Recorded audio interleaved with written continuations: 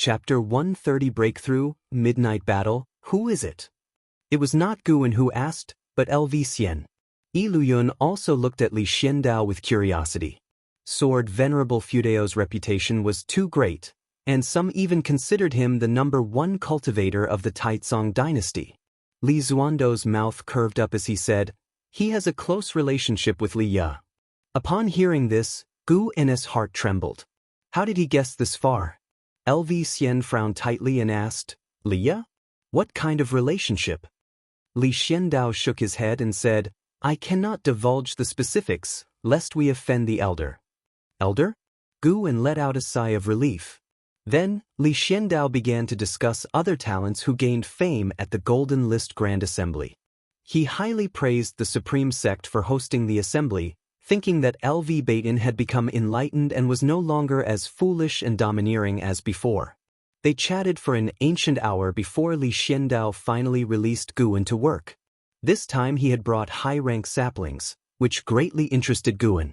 The grade and rank of the medicinal herbs in Tianya Valley were continuously improving, indirectly proving that Li Zuando's power was growing. Though the herbs in Tianya Valley belonged to Li Xiandao, Guan could harvest an endless stream of lifespan from them, so he hoped for Li Zuando's continual success. Yes, and also wished LV Baitin well so everyone could get along harmoniously. In Immortal Cultivation, temporary victories and defeats did not matter. The real winner was the one who lived the longest. In late autumn, Guan narrowly made it into the top 500 of the Golden List Grand Assembly with the help of the 1,000 Shadow Pearl. For the upcoming matches, he was prepared to lose. Although he repeatedly achieved victories, Guan did not build a reputation due to the difficulty of his wins, the unattractiveness of the battles, and the anonymity of his opponents. At noon in Mystic Valley, Guan was instructing Yi Lan in the primordial reincarnation skill. Yi Lan had already been eliminated but was not disheartened and was instead more determined. The two of them conversed for several ancient hours, during which Yi Lan's many questions about the primordial reincarnation skill were resolved. "Senior brother, your achievement in this skill is really high. It seems you have been secretly practicing it diligently, no wonder your cultivation level hasn't increased," Yi Lan remarked with admiration. In her heart, she grew even more respectful of Sword Venerable Fudao, who was not only formidable in Sword Dao but also mastered such a miraculous skill. She now believed for sure that Sword Venerable Fudao was Gu N's mentor, as Guan had taken the Qinghong sword to find Sword Venerable Fudao to save her. She had once suspected that Guan himself was Sword Venerable Fudao, but the cultivation realm displayed by Sword Venerable Fudao was too high, and Gu N's age did not match. Guan did not refute, as this explanation was perfect. He raised his right hand and conjured over a storage bag, handing it to Yi Lan. "Take this back and train well." Yi Lan did not check the contents and instead fastened the storage bag to her belt, then stood up. "By the way, senior brother, keep your distance from senior brother Li Ya for a while.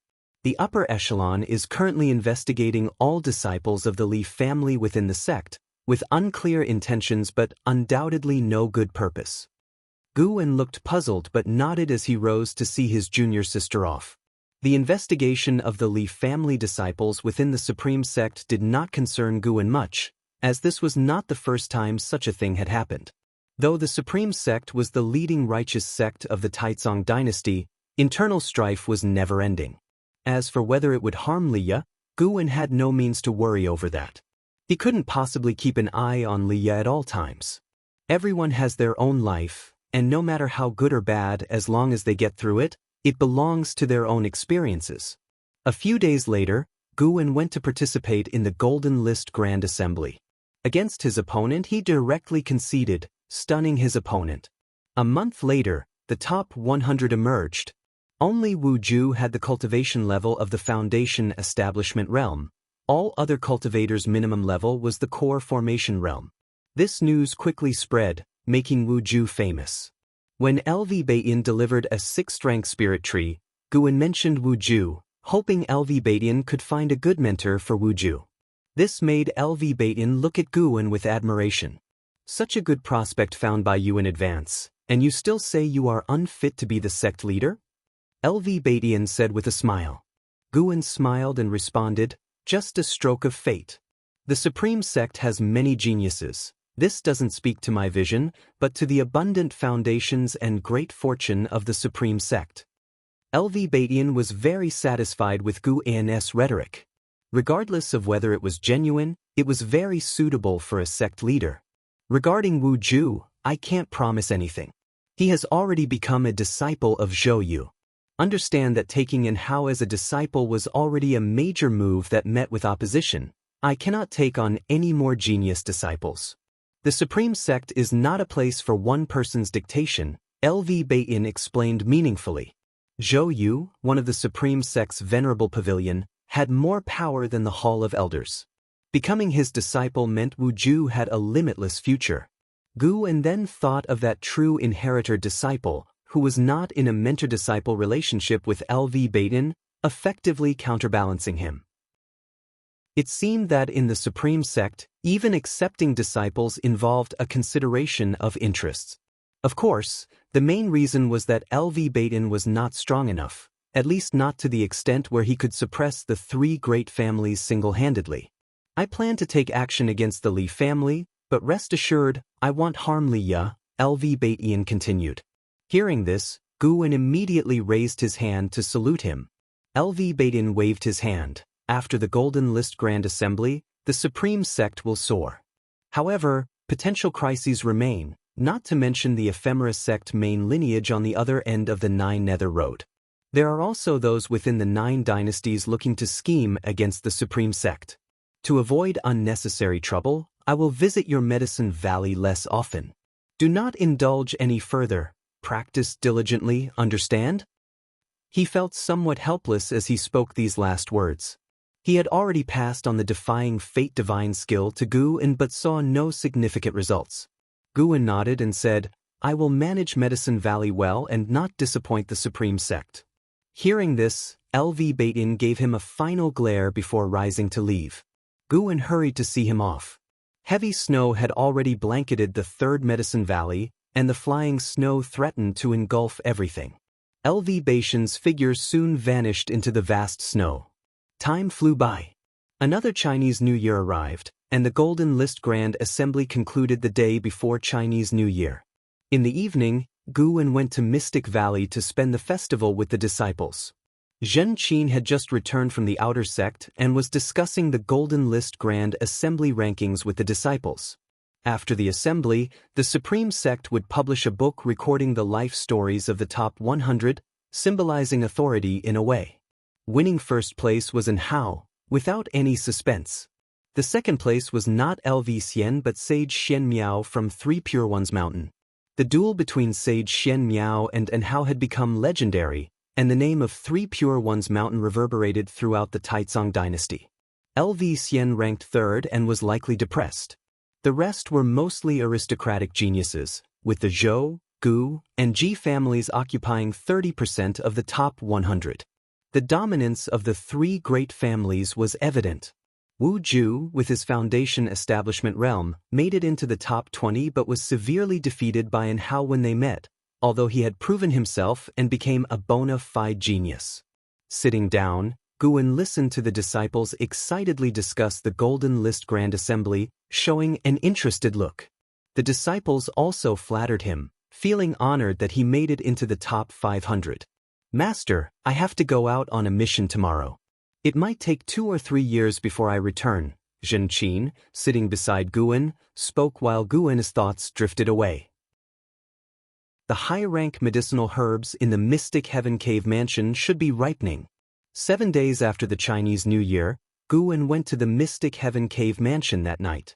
After harvesting the ripened medicinal herbs and gaining nearly 20,000 years of lifespan, he began sowing seeds again.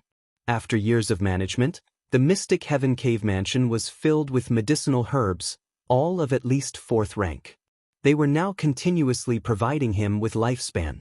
With the current medicine valleys alone, Guan saw the gate to a lifespan of millions of years approaching. He had already started pondering about breakthroughs. Reaching the Mahayana realm almost drained the spiritual energy of the North Sea Mountain, so the next breakthrough must be in a place with more spiritual energy. For the next breakthrough, Gu needed at least 5 million years worth of lifespan. He was eager to see what realm he could reach. After sowing, Gu sat at the stone table, poured himself some tea, and enjoyed his leisure time while spreading his divine sense to observe the North Sea Mountain's activities. The North Sea Mountain was an excellent training ground for cultivators. With the initiation of the Golden List Grand Assembly, the passage of various sects cultivators through the area had intensified the conflicts there. Gu suddenly noticed a battle, with one participant catching his attention. Sage Xianxia from Three Pure Ones Mountain. This genius who outperformed Xian left a deep impression on Gu. At this moment, several dozen cultivators were besieging Sage Xianxia.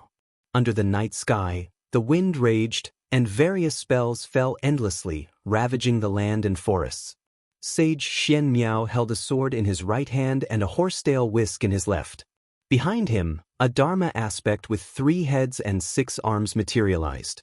Despite being surrounded by several divinity transformation realm cultivators, he remained unfazed.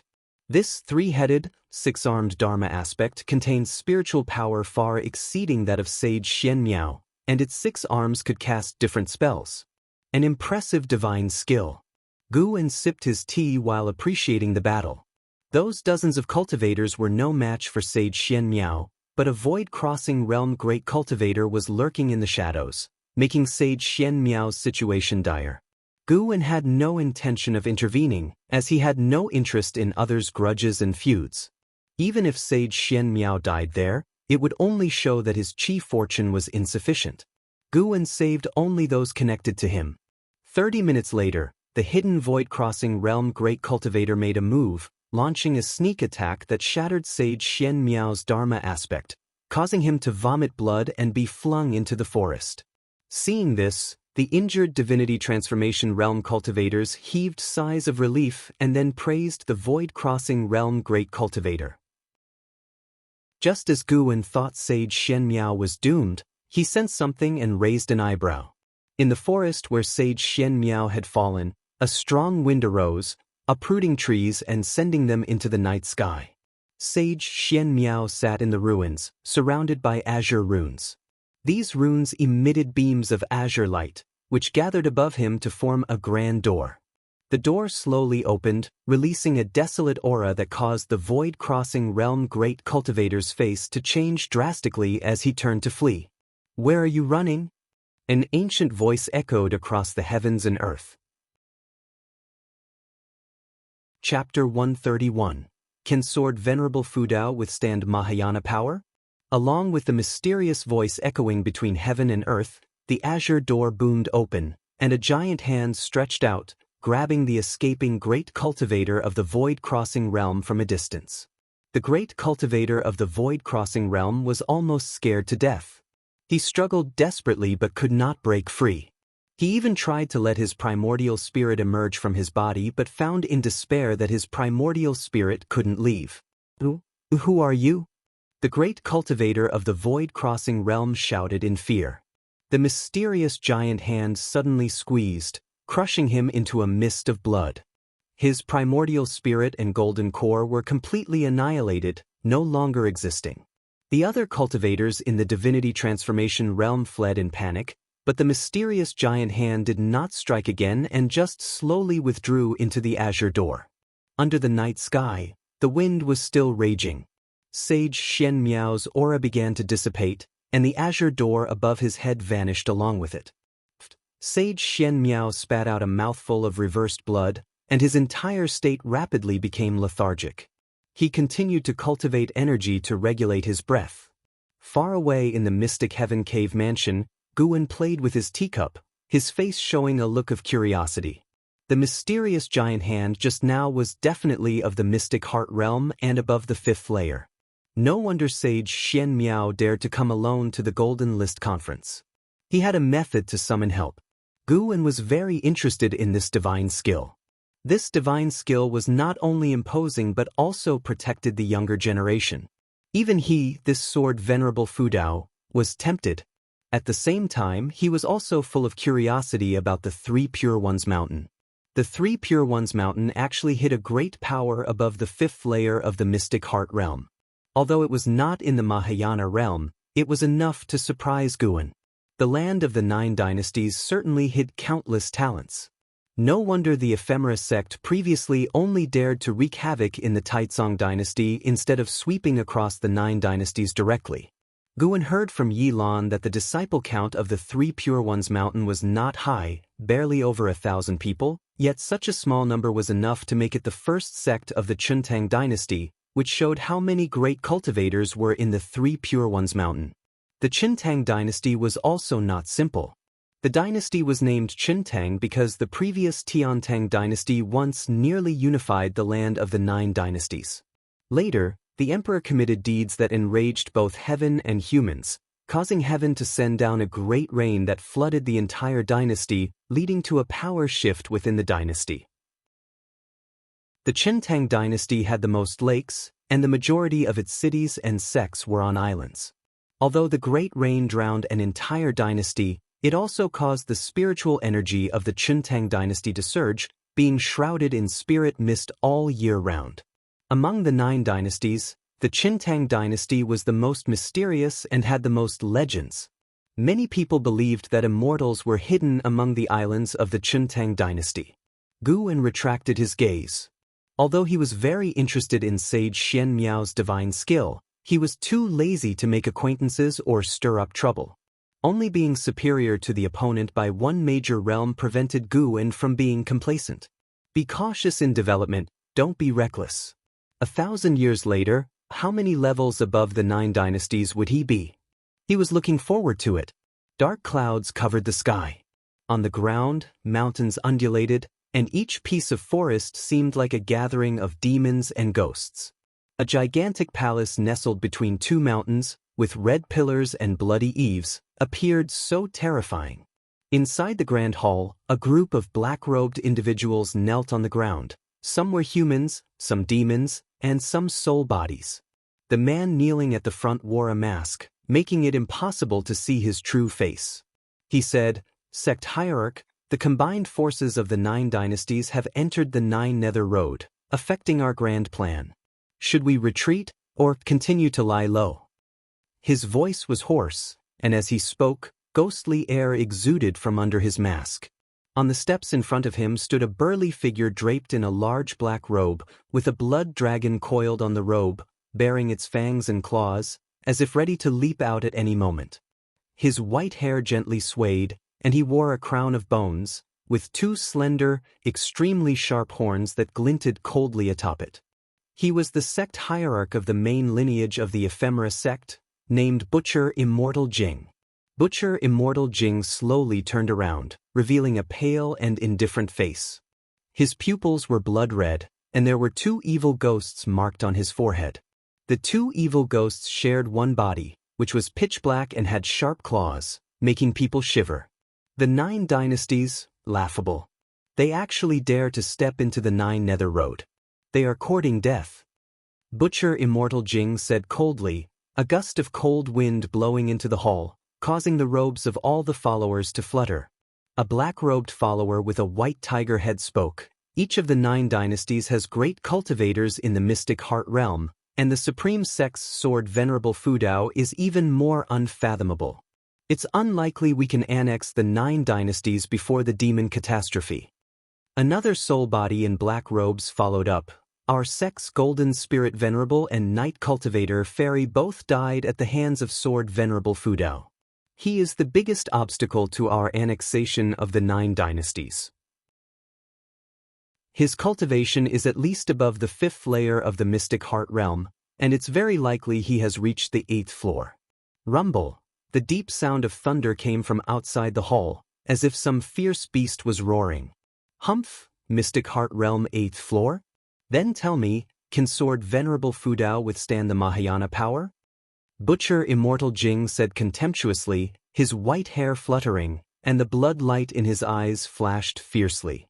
"Mahayana power?" The masked man at the front responded, "There has been no Mahayana heavenly tribulation in the land of the 9 dynasties for nearly 10,000 years. Naturally, he is not your opponent. But if you take action, will it affect your healing? Who asked you all to be so incompetent? Prepare to gather the followers." once they are assembled, follow me to sweep across the land of the 9 dynasties, and remember to bring the origin tree of ephemera. Butcher Immortal Jing said expressionlessly. These words caused an uproar in the hall. Sect hierarch, you wouldn't intend to directly, the masked man's hoarse voice revealed a nervous emotion. My decision is made, you may leave. Butcher Immortal Jing waved his sleeve and walked into the darkness. The followers of the ephemera sect in the hall looked at each other. It was another night. Guwen once again arrived at the Mystic Heaven Cave Mansion. It had already been half a month since his last visit. He first picked medicinal herbs, then planted seeds. After doing all this, as usual, he didn't leave in a hurry but planned to stay alone here for half the night, enjoying the tranquility. He walked to the old tree next to the wooden house and jumped onto the hammock he wove half a month ago. He twisted his body and chose a comfortable position to lie down. Comfortable, Guwen revealed a satisfied smile, took out a travelogue and started browsing. Recently, he had gone to the inner sect and bought many travelogues, 1 to pass the time, and 2 to see if there were any places better suited for breakthroughs than the North Sea Mountain. The cave mansion was quiet, and from time to time, fish sprang out of the underground lake, with their movements echoing in the cave mansion, creating a unique atmosphere. He read until the latter half of the night before putting the travelogue down and spreading out his divine sense to see if there was any movement in the North Sea Mountain tonight. Every time he came, he would overlook the North Sea Mountain, which had become a habit. Soon, Guwen was attracted by Sage Xianxia. This guy still hadn't left.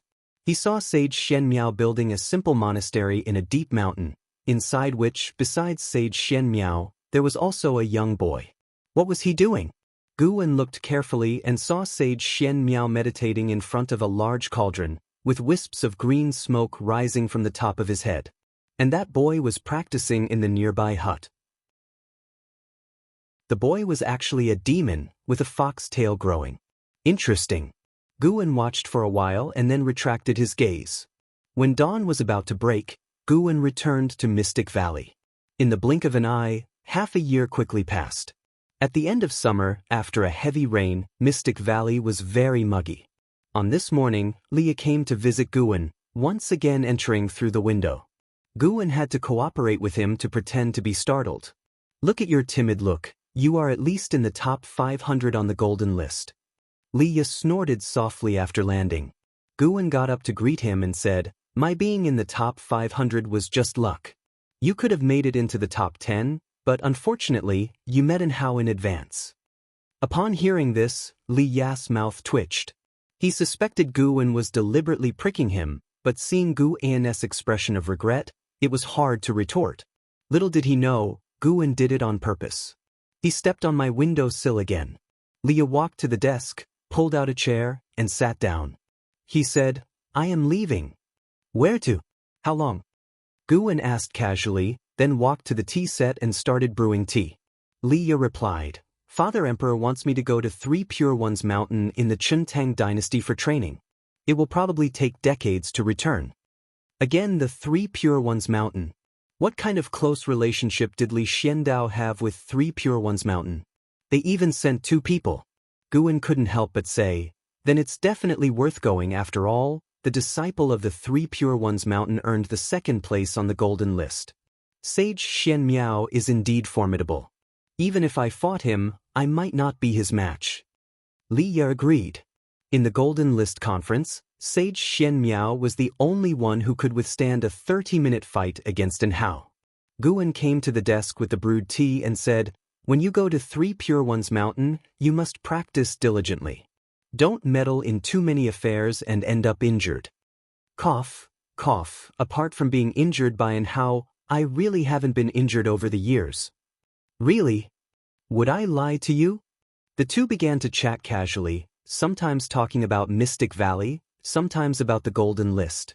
It wasn't until noon that Leah stood up and said, I should be leaving. Junior brother Gu, I hope that when I come back, your cultivation will improve. Entering the top 500 on the Golden List is not just luck. I believe you already have your own opportunities, but don't waste the years and strive to catch up with senior brother me as soon as possible. After saying that, Leah quickly walked to the window, jumped out, and left another footprint on the windowsill. Definitely on purpose. Guwen was helpless. Leah usually seemed very serious. Why did he always play childish tricks on him? He looked out the window, his eyes becoming profound.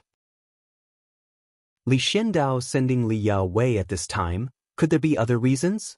And the soul body within Li Ya, why had it become so weak? It seemed like it could dissipate at any moment. Guwen shook his head, unable to figure it out. He decided not to bother thinking about it. Until nightfall. Guwen once again arrived at the Mystic Heaven Cave Mansion. As he was about to pick medicinal herbs, he couldn't help but frown. Why was Sage Xianmiao around? The monastery of Sage Xianmiao was 8,000 miles away from here. Coming here could not be a coincidence.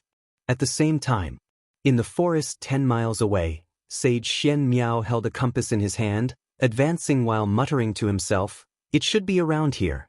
I don't know what kind of blessing it is." Chapter 132 Mountain God, Ill-fated relationship. Guwen heard Sage Xianmiao's muttering, which left him silent. Did he come seeking fortune and find my home? His gaze fell on the compass in Sage Xianmiao's hand, curious about what kind of treasure could locate fortune, far surpassing his white spirit rat. Since the appearance of the mystic pure tree, the white spirit rat had been napping all day, no longer venturing out to search for treasures, essentially becoming useless. The forest in the deep night was eerie and quiet, with a faint mist swirling among the woods. Although Sage Xianmiao could see the shadows of ghosts drifting by, he remained unmoved. Whoosh, a gust of wind blew from the front, causing Sage Xianmiao's robes to flutter, making him squint. The land of the mountain god, mortals are forbidden to enter. A mysterious and ethereal voice emerged, causing Sage Xianmiao to halt his steps. He looked around, unable to detect the speaker's presence, not even with his divine sense. Sage Xianmiao was certain he hadn't misheard, so he cupped his hands and said, "This humble Taoist hails from Three Pure Ones Mountain of the Chintang dynasty, a sole disciple of the Taiqing lineage, Li Xuanmiao." Li Xuanmiao, Li Xiandao, Guwen wouldn't believe they were unrelated even if beaten to death. The name, Three Pure Ones, also made Guwen think of the Three Pure Ones in Wuxia's Taoist myths from his previous life, wondering if there was any connection. It should be unrelated, otherwise, writing Investiture of the Gods would have already caused trouble. Perhaps the Tao of the Three Pure Ones illuminates myriad heavens, showing signs of Three Pure Ones in both this world and the Huaxiao world? Guwen's thoughts raced, not answering immediately. Sage Xianmiao continued, "This humble Taoist seeks fortune, wondering if I might have the honor of meeting the mountain god?" He didn't seem to doubt Guwen's words, making Guwen ponder. Could mountain gods truly exist, making Sage Xianmiao find it unsurprising? This made Guwen suddenly want to get to know Sage Xianmiao, to increase his understanding of this world. Why seek the mountain god? Guwen's voice echoed again, its source still elusive. Sage Xianmiao replied, "Mortal immortals and gods are elusive. If I could meet one, it would be Live's fortune." Of course, this humble Taoist also has a personal desire. Meeting the mountain god pleased him greatly, more meaningful than finding a treasure. With his cultivation at the divinity transformation stage, he scanned all directions, unable to find the other party, indicating their cultivation level was vastly superior, whether or not they were a mountain god. The fact that the other party didn't attack him directly suggested they weren't a great evildoer. Whether a mountain god or not, they were worth befriending. Whoosh, a gust of wind blew in his face, stirring up fallen leaves, forcing Sage Xianmiao to raise his hand to shield himself. When the wind passed, Sage Xianmiao looked ahead, his pupils suddenly narrowing, face full of astonishment. Following his gaze, there stood a small white-clad figure on a large tree in front. That's right, a small figure, only 3 inches high, easily held with one hand. This figure wore white clothes and a theatrical mask, looking extremely mysterious. This white-clad figure was Guwen, who used the Great and Minor Rui divine power to shrink himself. Great and Minor Rui was a divine power awakened through the primordial Rui skill. His energy concealing skill evolved from the energy nurturing skill. Sage Xianxia immediately knelt on one knee, raising his hand in salute, saying, Li Xuanmiao pays respects to the mountain god. He could feel this wasn't an illusion. It was his first time seeing such a small person, making him instantly believe the other was a mountain god. After all, he had never seen either spell or divine power that could shrink a person, only spells that drew people into small spaces. Guwen leaped on the branches, reaching the branch's end to overlook Sage Xianxia, asking, What is the treasure in your hand? He cast a lifespan detection. Sage Xianxia, Divinity Transformation Stage 5th Level 198/900/4500, 4,500 years as his maximum lifespan? A bit inconsistent with his performance. The legacy of 3 Pure Ones Mountain seemed strong. Sage Xianxia hurriedly replied, This is a treasured family heirloom of my 3 Pure Ones Mountain passed down through generations. As long as I carry it, once my chi fortune connects with the treasure, it will guide me to my destined fortune, accelerating my growth process. As he said this, he smiled. Destiny led him to meet the mountain god. Guwen wondered if Mystic Heaven Cave Mansion rightfully belonged to Sage Xianxia. Very likely so. If not for his golden finger akin to a system, he wouldn't have come to the North Sea Mountains to undergo tribulation, nor would he have cracked open Mystic Heaven Cave Mansion. Thus, it wouldn't naturally belong to him. Thinking this way, it seemed Guwen had taken Sage Xianxia's opportunity. Sage Xianxia continued, Senior Mountain God, I just accepted a disciple, but he is poisoned. I can't cure him. Could you take a look? He was initially seeking fortune but hadn't expected to encounter a mountain god. Since gods existed, they should help alleviate his worries. Guwen remained silent, left hand touching his chin, right hand holding his left elbow, swaying contemplatively as he looked at Sage Xianxia. Sage Xianxia understood, his right hand flipping to reveal a lingji in his palm, which he offered with both hands, saying, This is a 6th grade earth spirit lingji, hoping the mountain god likes it. Guwen lifted a hand to capture the lingji in his grasp. This earth spirit lingji was larger than his entire body, making him look quite comical as he held it. Sage Xianxia didn't find it amusing. Rather, he found it endearing. The behavior and thoughts of immortals and gods shouldn't be speculated or defined by mortals. Bring your disciple here at this time tomorrow night, Guwen said. Sage Xianxia immediately expressed his gratitude. When he raised his hand again, Guwen had already vanished. He smiled, getting up to leave without pressing forward, which made Guwen feel satisfied. At the very least, Sage Xianxia didn't seem like a deeply scheming or overly calculative person. When Guwen had previously inspected Sage Xianxia, he had seen his demonic disciple and identified the type of poison in him. Fortunately, he could cure it. Once Sage Xianxia was far away, Guwen returned to the 8 scenic caves to begin alchemy.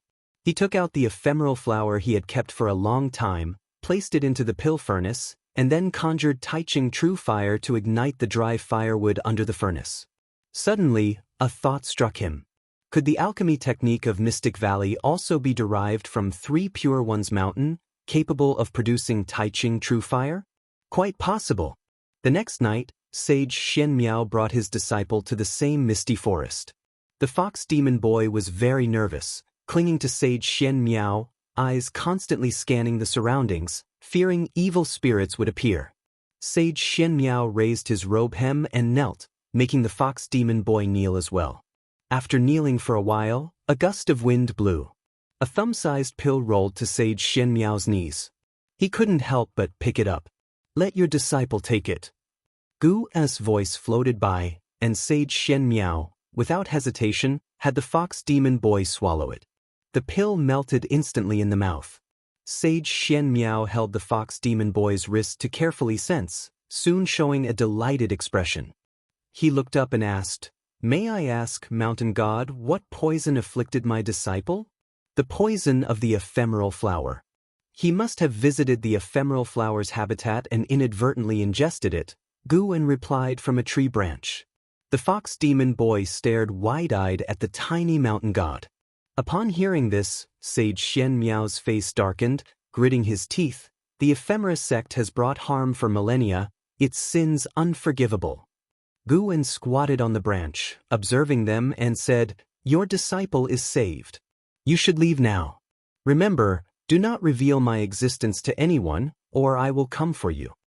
Sage Xianmiao raised his head, saying, "Mountain God, could you teach me the ultimate skill to become the world's strongest? I am willing to exchange everything I have." Being defeated by An Hao had become his deep-seated issue.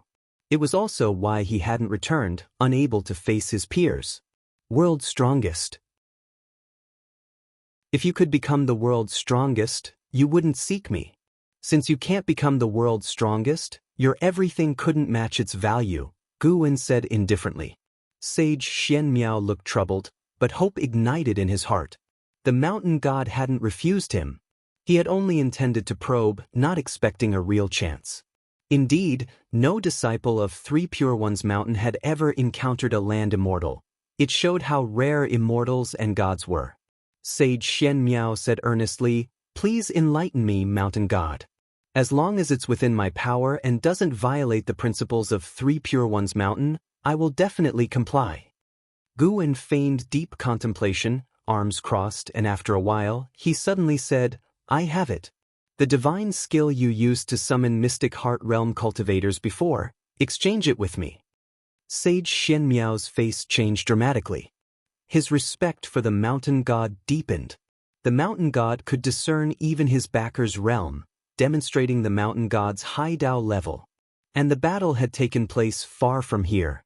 Sage Xianmiao hurriedly said, "This divine skill is called Divine Reaching Mystic Gate. It can only summon others and won't harm beings. I'm willing to exchange it with you, mountain god." As he spoke, he took out a scroll from his sleeve, raising it with both hands. Guwen lifted a hand, capturing the scroll. After a brief scan with his divine sense, confirming its authenticity, he waved his right hand. A book swiftly landed before Sage Xianmiao. The 9 Extremes Yin-Yang Body. Sage Xianmiao's eyes lit up on seeing those 5 words. Guwen would eventually cultivate the 9 Extremes Yin-Yang Body, so he didn't mind teaching it. Moreover, this technique originated from the Thousand Autumn Pavilion. He wanted to see how many years it would take Sage Xianmiao, with his talent, to master the 9 Extremes Yin-Yang Body. Sage Xianmiao picked up the secret book, began reading, while Guwen wasn't in a hurry, putting away the Divine Reaching Mystic Gate scroll into his storage bag. After reading for a while, Sage Xianmiao's hands trembled. He suddenly closed the book, tucked it away, and then took out wooden boxes from his storage ring, a total of 7. He said, "This ultimate skill is stronger than Divine Reaching Mystic Gate. I can't take advantage of you. These are seeds of 7th grade heavenly materials and earthly treasures, gifts from various dynasties to me. I intended to use them to enhance my cave, but now I offer them to you. Consider it." Gu An's impression of Sage Xianmiao improved. He lifted a hand, the 7 wooden boxes adhering to the tree trunk beside him, saying, "You may leave now." Sage Xianmiao immediately kowtowed, making the fox demon boy kowtow as well, and then led him away without lingering. Guwen watched their departing figures, silently lamenting, "What a fateful encounter." He wasn't referring to his and Sage Xianmiao's but rather Sage Xianmiao's and the Fox Demon Boys. He couldn't resist casting another lifespan detection. Underworld Fox Demon, Energy Cultivation Realm 4th Layer 14/999/14,000. This maximum lifespan was identical to the Underworld Demon Emperor's, and both carried the name Underworld, implying a definite connection. Guwen even suspected this boy might be the Underworld Demon Emperor. Chapter 133, Becoming the Sect Leader of the Supreme Sect. The weather was cool and refreshing, and the early autumn breeze uplifted one's mood. The Third Medicine Valley. Guwen was picking medicinal herbs, while Lu Lingjun followed closely, holding a bamboo basket to receive the herbs he had bundled. "I see that you don't usually do anything significant. Why do you need my protection?" Lu Lingjun asked plaintively. An inner sect elder protecting an outer disciple? If word got out, it would bring shame to the inner sect elders of the Supreme Sect. "I usually don't trouble you much either." You enjoy the benefits of an inner sect elder and can cultivate under the mystic pure tree. Many elders envy you, Guwen said carelessly, unable to suppress a smile at the corner of his mouth. Currently, they were harvesting 6th-grade medicinal herbs, each of which could bring 60 to 100 years of lifespan. It's indeed satisfying to plant and harvest herbs. Killing a cultivator in the unification realm would most likely only yield a similar lifespan but would involve grudges. Hearing Gu An's words, Lu Lingjun found them reasonable, but she still felt that her task was beneath her status, showing that LV Baiyan did not respect her. Lu Lingjun had already set a new goal in her heart. That was to become the supreme sect leader. Since LV Baiyan had bound her and Guwen together, she had to establish a better relationship with Guwen. Guwen had many advantages, and the high-rank medicinal herbs from this valley were enough to give him considerable influence. In the future, she would protect Guwen, then use his herbs to attract people, establishing a power group centered around them both, and gradually work towards her goal. Thinking of this, Lu Lingjun suddenly smiled like a blooming flower. Guwen happened to catch this scene, and goosebumps immediately rose all over his body. What kind of expression is that? Are you scheming against me? Guwen asked warily. Lu Lingjun, with a gleeful expression, said, "How could I be scheming against you? You are my valley master. Without you bridging connections, could I have today's treatment? Cough cough. Now I don't even limit your cultivation time under the tree. The current benefits are much better, aren't they? After all, there are few 7th-grade treasure trees in the Supreme Sect." Guwen gave a fake cough and continued picking herbs after speaking. Yes, you're right. Anyway, I owe you a favor, and I'll return it in the future." That's more like it. Lu Lingjun didn't disturb Gu An's work anymore. After the time of 1 incense stick, 30 minutes, the two returned. Along the way, Lu Lingjun asked, "Valley Master, do you want to improve your cultivation level? You can make it to the golden list, which shows that your aptitude is not bad. It's just that you don't usually like to cultivate." The higher Gu An's cultivation level, the more beneficial it would be for her grand plan. Even if it's not bad, I am definitely not a genius. I made it to the list relying on magic artifacts. Don't try to persuade me. Strenuous cultivation, even if it allows me to live for 700 or 800 years, still takes up most of my life's time on cultivation. Why not just enjoy life directly? Not cultivating is about avoiding detours. My talents are not as great as yours. Guwen argued confidently, though for some reason, Lu Lingjun felt a trace of sadness.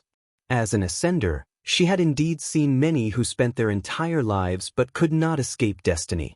How many people had cultivated arduously all their lives, only to die in tribulation, in feuds, or from inner demons? Even for herself, recalling carefully, did she have as many happy moments in her life as the person before her? At this moment, Gu An's image in Lu Lingjun's mind shifted. Although Guwen had a low cultivation level, he had a kind of broad-mindedness and life perspective that was beyond the grasp of ordinary people. Lu Lingjun caught up with Guwen's steps and asked, "Valley Master, do you think I should learn from you?" "Learn from me? What a joke. Your realm has already proven your talent. In this world, life is about striving. Since my aptitude isn't good, I strive for the depth of life. With your outstanding talent, you should pursue the length of life." Guwen said casually. He wouldn't let others follow his path, as he could seize lifespan but others couldn't. His statement was just to hide his true strength, not to guide others. After hearing this, Lu Lingjun admired Guwen even more. The two continued chatting while heading to the pavilion area. It wasn't until the evening that Guwen arrived at the Mystic Heaven Cave Mansion. Half a month had passed since he exchanged divine skills with Sage Xianmiao. Guwen planted the 7 7th-grade treasures from Sage Xianmiao in the Mystic Heaven Cave Mansion. He wasn't afraid of this cave mansion being exposed. Even if it was, he could move it. He could use the Great and Minor Rui to shrink the entire mountain and then move it. Because these 7 seeds were of high grade, he would visit every other day, afraid that they might grow askew or conflict with each other. After careful inspection, making sure there were no problems, Guwen smiled. Currently, he was harvesting lifespan all year round, so traveling back and forth wasn't tiring for him but full of interest. When the next breakthrough came, he planned to open another cave mansion in a different place, get some people to help him manage the new mansion, while he focused on harvesting. The people managing the cave mansion needed to be able to endure loneliness. But that was a matter for the future.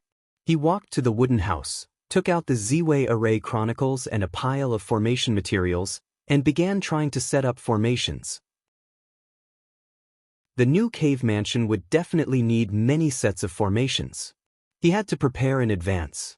Meanwhile, thousands of miles away, in a hidden temple in the mountains and forests, Sage Xianxia sat in front of a pill furnace, cultivating the 9 extremes yin-yang body.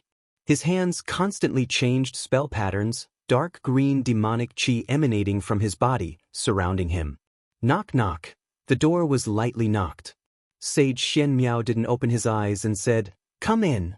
As the words fell, the door was pushed open, and a young fox demon walked in.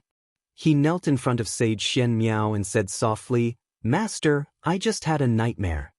"What kind of nightmare?" "I dreamt that the sky broke open, countless demons and cultivators rushed out, slaughtering all living beings on the ground. I also saw a huge and terrifying tree with a face on it," the young fox demon replied. As he spoke, he couldn't help but tremble, unsure if it was out of fear or from the cold wind blowing in from outside. Sage Xianxia opened his eyes, the surrounding demonic qi dissipated. He took out a compass and began to cast a spell to deduce. The young fox demon watched intently, very curious about the compass in his master's hand. The compass emitted light, small starlights rising. Sage Xianxia raised another hand and pointed at the young fox demon's forehead. The young fox demon was immediately immobilized, his eyes wide open, glancing upward. Sage Xianxia's finger drew out strands of light from the fox demon's forehead, then channeled them into the starlight on the compass. Boom! A wave of energy burst from the compass, followed by the starlights exploding, forming a scene, exactly the dream the young fox demon had described. In the vision, the sky was continuously torn apart, black cracks spread over the forest, countless demons and black-robed cultivators rushed out, sweeping everything in the forest. Wherever they went, black mist spread, all life withered, and living spirits turned into white bones. Such horrifying scenes made Sage Xianxia frown. After watching for a while, his expression changed because he saw the North Sea. The young fox demon also looked equally frightened. Even though it was his own dream, he didn't want to recall it. After a long time, Sage Xianxia put away the compass, walked out of the temple, came to the courtyard, and took out a piece of yellow paper, quickly writing lines of characters on it. After finishing, he folded it and burned it with his own spiritual fire. The yellow paper turned to ashes, the ashes shimmering with a faint light before quickly disappearing. The young fox demon asked from behind, "Master, what are you doing?" "I am sending a message to the sect."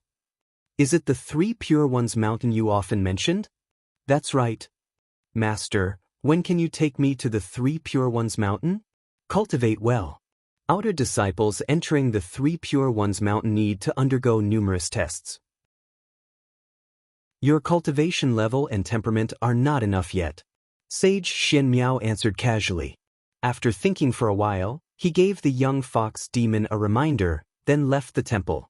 Moonlight filtered through the tree branches, illuminating the young fox demon.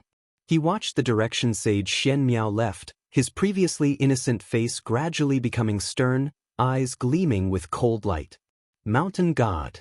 In the Mystic Heaven Cave Mansion, Guin put down his brush and talisman paper, his expression serious.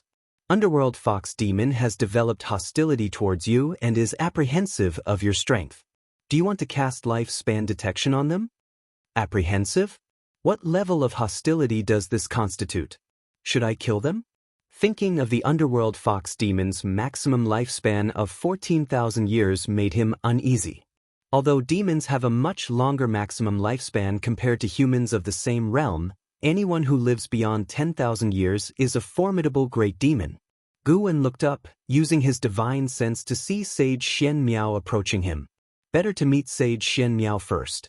After the time of 1 incense stick. Sage Xianxia arrived in the forest. He knelt on the ground and called out loudly, "Pindao has matters to seek audience with the mountain god."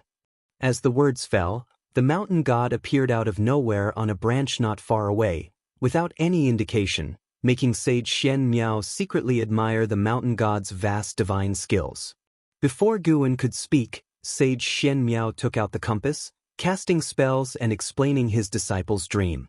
Once the compass reenacted the dream, Sage Xianxia continued, "The North Sea appeared in the dream, which might signify a calamity for the North Sea." Guan silently thought it was troublesome. It's again the ephemera sect. The tree in the dream was the ephemera tree, indicating that the ephemera sect main lineage was preparing to launch a full-scale attack on the 9 Dynasties region. How many ephemera trees are there? Guan felt an urge to eradicate the ephemera sect completely to avoid them disrupting his farming. However, before that, Guan planned to give the underworld fox demon a bit of trouble. Your disciple is not simple. Whether it is a blessing or a curse, it is hard to say. Guan said leisurely. Upon hearing this, Sage Xianxia's expression changed dramatically. It seemed he remembered something, and cold sweat began to form on his forehead. This reaction surprised Guan. Does my word carry that much weight? Sage Xianxia remembered what his master had said to him. "Xianxia, you will face 9 tribulations in your life. Each tribulation is a life or death situation, stemming from your interactions with the secular world. You can't avoid them, you can't escape them. Surviving the tribulations will lead to nirvana." He looked at Guan again, his eyes filled with respect. As expected of the mountain god, capable of seeing through fate and cause and effect. He took a deep breath, stood up slowly, and then bowed to Guan, saying, "Thank you for the mountain god's guidance. I will be cautious." After speaking, he turned and left. Guan tilted his head, showing a confused expression under his opera mask. Chapter 134. 9 Nether Domain, Chaos in the World. After returning to the Mystic Heaven Cave Mansion, Guan lost interest in practicing formations. He began watching the scene, with his divine sense following Sage Xianxia. When Sage Xianxia returned to the Daoist temple, he indeed clashed with the underworld fox demon. The night sky timely poured down with heavy rain, causing the world to become noisy. In the rainy night, Sage Xianxia held a treasure sword, questioning the underworld fox demon about its origins. The underworld fox demon was terrified and said he had been injured previously, forgetting his origins, and would have died under the claws of a demon if not for his master's rescue. Under the rainy night, the master and disciple had an intense conflict. After arguing for a while, Sage Xianxia, muttering about breaking the tribulation, acted as if possessed and raised his sword to cut down the underworld fox demon. The underworld fox demon, frightened, fled in panic, pleading for mercy, but it did not awaken any pity in Sage Xianxia. From Sage Xianxia, Guan sensed a trace of demonic qi. He could not tell if this guy was inherently demonic or if it was the result of practicing the 9 extremes yin-yang body.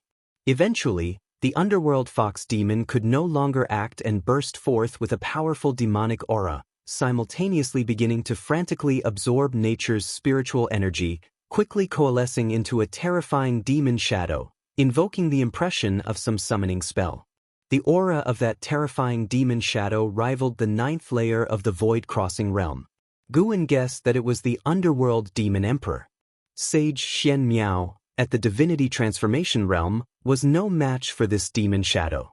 At a critical moment, he once again cast the divine-reaching mystic gate, summoning a great cultivator from the mystic heart realm. The mystic heart realm great cultivator immediately shattered the demon shadow with a squeeze, and the underworld fox demon took the opportunity to escape. At the crucial moment, Sage Xianxia still relented and allowed the mystic heart realm great cultivator to spare the underworld fox demon's life. After the divine-reaching mystic gate dissipated, Sage Xianxia collapsed again, beginning to cough blood madly. It seemed the cost of casting the divine-reaching mystic gate was very high. What a vivid and thrilling conflict scene. Guan's heart was filled with emotion, feeling as though he was reading a novel. The underworld fox demon harbors malice toward you, hating you to the bone. Do you wish to perform a lifespan detection on it? Here it came. Time to work. Guwen got up, stretching his muscles and bones. In the mountain forest, the underworld fox demon hastily fled, looking extremely disheveled under the torrential rain. After escaping for an unknown amount of time, he stopped under a large tree, pressing against a wound on his waist. The rainwater soaked his long hair, and his face twisted with a grim expression. Mountain god, damn it, I was so close to succeeding, the underworld fox demon muttered to himself, eyes full of killing intent. He did not believe in any mountain god. He suspected that person to be some sort of evil spirit. Regardless, whoever dared to ruin his plan to enter the Three Pure Ones mountain would face his revenge. Are you talking about me? A voice suddenly sounded in the underworld fox demon's ear, startling him. He reflexively turned his head, only to see a little figure in white with an opera mask standing on his shoulder. Before he had a chance to react, a terrifying divine sense surged into his soul. So you're here. When Guwen's divine sense invaded the underworld fox demon's body, he discovered another primordial spirit hidden deep within the underworld fox demon's soul. The underworld demon emperor. This guy was pretty impressive, able to escape the notice of a Mahayana cultivator. But unfortunately, he should not have harbored dark intentions. Guwen began to perform the soul-capturing skill to extract the underworld demon emperor's memories. The memories of the underworld demon emperor were too vast. Finding it bothersome, Guwen only extracted the past 100 years of memories. After a quick soul search, he finally understood the origins of the underworld demon emperor. The underworld demon emperor came from the Nine Nether Road, a demon who had been hunted by the Ephemera sect for years. 200 years ago, he took advantage of the Ephemera sect opening the Nine Nether Road to escape to the Nine Dynasty land. For 200 years, he wandered the world, visiting many sections. Among all, he believed the Three Pure Ones mountain to be the most formidable, with its profound Daoist sorcery and a history spanning over 10,000 years, making it the oldest sect in the Nine Dynasty land. He attempted to infiltrate it but was discovered just as he stepped foot into the mountain gate and nearly perished, which led him to hold a grudge against the Three Pure Ones mountain. The underworld fox demon was a small fox possessed by the underworld demon emperor, its original soul erased. The possession technique he used was unique and hard to detect. He manifested the scene of the Ephemera sect's attack to force Sage Xianxia to return to the Three Pure Ones mountain, avoiding lingering in the North Sea mountain. Unexpectedly, after learning about this, Sage Xianxia went to find the mountain god. This made the underworld demon emperor hostile toward the mountain god. After Sage Xianxia returned to confront him, and after a series of battles, his hostility turned into killing intent. The whole event felt somewhat serendipitous, but since the underworld demon emperor developed killing intent toward Guwen, Guwen could not let him live. An hour later, Guwen retracted his divine sense, then used Taiching True Fire to incinerate the underworld fox demon, burning him to ashes and scattering his soul, successfully gaining 93 years of lifespan. He then returned to the Supreme Sect. Back in the Mystic Valley Pavilion, Guwen sat at his desk and took out pen and paper. He first wrote 3 large characters. Nine Nether Domain. Through the underworld demon emperor's memories, Guwen learned that the Nine Nether Road was an independent world called the Nine Nether Domain. Within the Nine Nether Domain existed demon clans, demon tribes, and ghostly spirits, constantly oppressed by the Ephemera sect. He planned to write the Nine Nether Domain into an encyclopedia and later hand it over to the Supreme Sect in another way, making it easier for the Supreme Sect to explore. Autumn leaves covered the Mystic Valley, with over 20 servant disciples sweeping the fallen leaves. Guwen descended the stairs, happening to see several Supreme Sect disciples flying swiftly in the sky. He only glanced at them and then looked away, preparing to head to the Third Medicine Valley. Before reaching the transmission array platform, Guwen sensed a presence, so he stopped and turned to look at the working servant disciples. 30 minutes later, Yi Lan flew into the Medicine Valley, pulling Guwen upstairs for a conversation. After closing the door, Yi Lan said in a deep voice, The Nine Nether Road is in crisis. The ephemera sect has arrived, and a great battle is imminent. Not only the Nine Nether Road, but the ephemera sect's demon cultivators have also appeared in various places. This time, the situation is completely different from before. The law enforcement hall must go out to protect the common people. I have to leave today. So urgent? Guwen immediately took out a batch of healing pills and handed them to Yilan. Yilan did not refuse. Following this, she instructed, during this period be careful. According to our investigations, there are traitorous spies from the ephemera sect within the supreme sect. This time, we face the main lineage of the ephemera sect, and they might be going all out. This could be a once-in-millennium catastrophe. I understand. Take care, and don't let go of your white spirit sword, Guwen nodded and said. Hearing this, Yilan raised her white spirit sword and said with a smile, Good. After providing some important information, she hurriedly left. Standing before the pavilion, Guwen watched her leave and had already sensed battles erupting in the distance, and in more than one place. This time, the ephemera sect's offensive was far beyond previous ones, transitioning from defense to invasion. For the time being, Guwen had no intention of intervening, letting the 9 dynasties hold them off to avoid alerting the enemy. His target was to deal with the Mahayana cultivator. Before that, Guwen decided to find a place to break through. Mahayana versus Mahayana. Confidence was needed. Guwen's life had too few combat experiences, while the opponent was certainly a 1,000-year-old monster. He was not adept at life and death struggles. He was skilled at crushing enemies. He needed to find a suitable place. It could not be the North Sea Mountain anymore. The Mystic Heaven Cave Mansion was there, and he could not damage the spiritual ecosystem. After considering, Guwen headed to the Third Medicine Valley, and then to the Inner Sect. With the Valley Master token from the Third Medicine Valley, he could freely enter the Inner Sect. An hour later, Guwen stepped into the Inner Sect city. After several months, the atmosphere in the Inner Sect city was very tense, with cultivators hurrying to and fro. He heard disciples around discussing the ephemera sect's attack. The news had already been made public in the 4 major Inner Sect cities.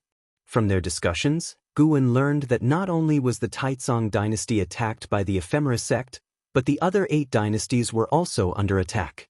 It was said that more than half of the second batch of disciples sent to the Nine Nether Road had died or been injured, and even an elder had perished in the Nine Nether Road. The situation sounded urgent, and even Guwen felt affected.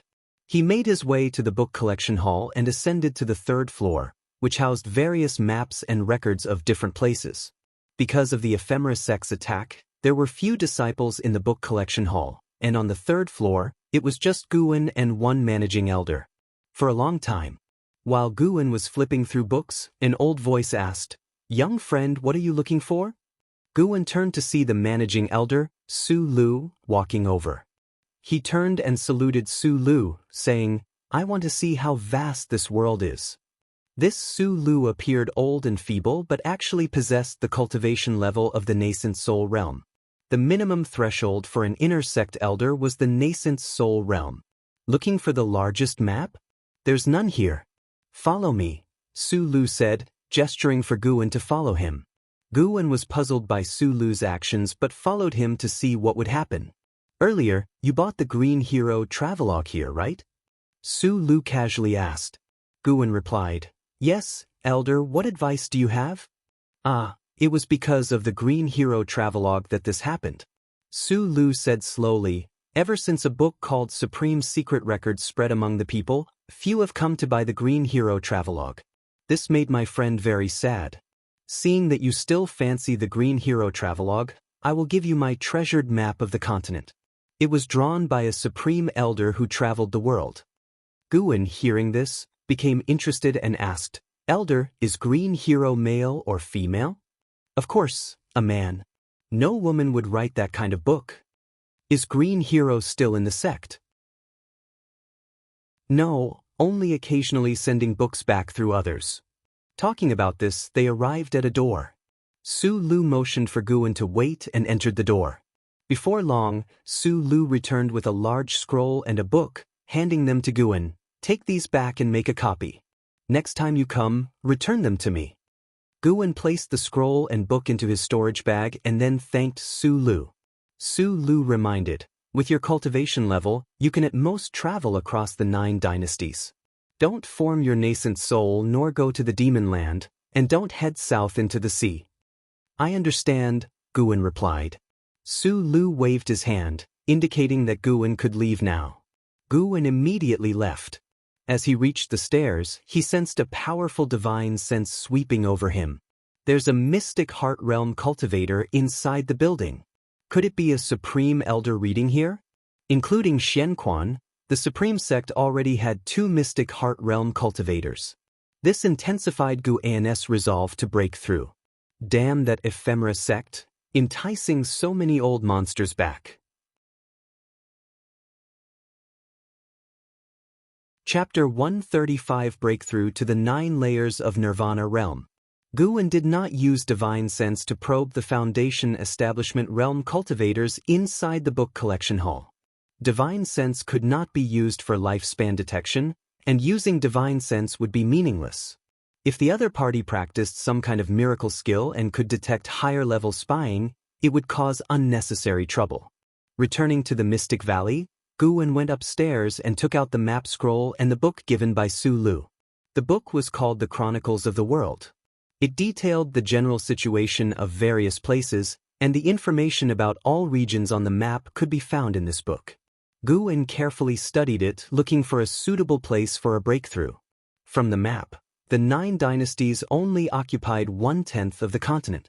Outside was the land where demons roamed, various mountain ranges, and rivers with terrifying names, such as Demon Shadow Peak, Demon Bone Mountain Range, Human Head Ghost Forest, and Falling Immortal River. After much deliberation, Guwen decided to go to the Demon Land for his breakthrough.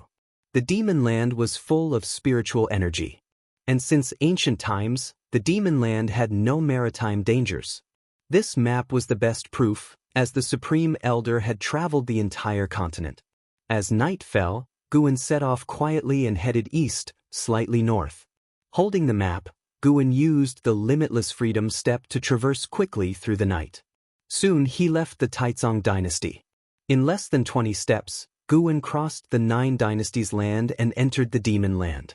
He felt the increase of demon energy, demonic chi, and ghostly energy in the world. In his divine senses range, there were evil presences everywhere. Looking out, the mountains and valleys were shrouded in thick mist, and those towering mountains appeared like giant demons, looming and terrifying. Guwen sensed the life force. Almost all were demons. Occasionally, he could catch a glimpse of cultivators who were hiding and had set up formations to conceal themselves. A little over an hour later, Guwen arrived at Heavenly Phoenix Mountain, a towering mountain range that stretched over tens of thousands of miles. According to the Chronicles of the World, in ancient times, a phoenix once descended upon this mountain and gave birth, hence the name Heavenly Phoenix Mountain. Heavenly Phoenix Mountain was occupied by demons. When the author of the Chronicles of the World passed by this place, he was attacked by a great demon comparable to the Unification Realm.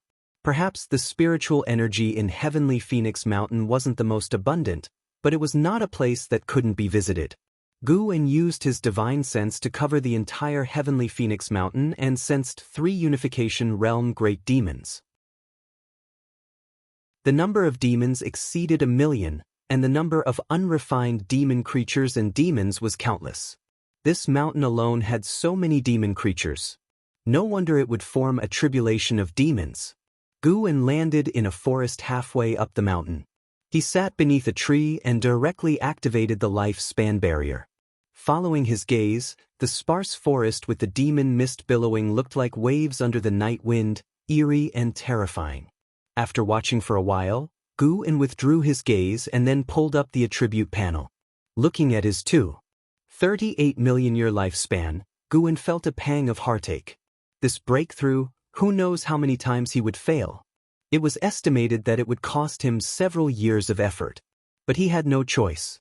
Staying alive was the most important thing. First, let's use 100,000 years to calm the nerves. With a thought, Guwen invested his lifespan into his cultivation level. You have invested 100,000 years of lifespan to evolve cultivation. You have cultivated in qi absorption for 4,000 years. You used your great accomplishment in primordial earth immortal skill to forcefully impact the nirvana realm and began the tribulation crossing. You did not withstand the innate 5 elements divine thunder tribulation and failed to pass the tribulation.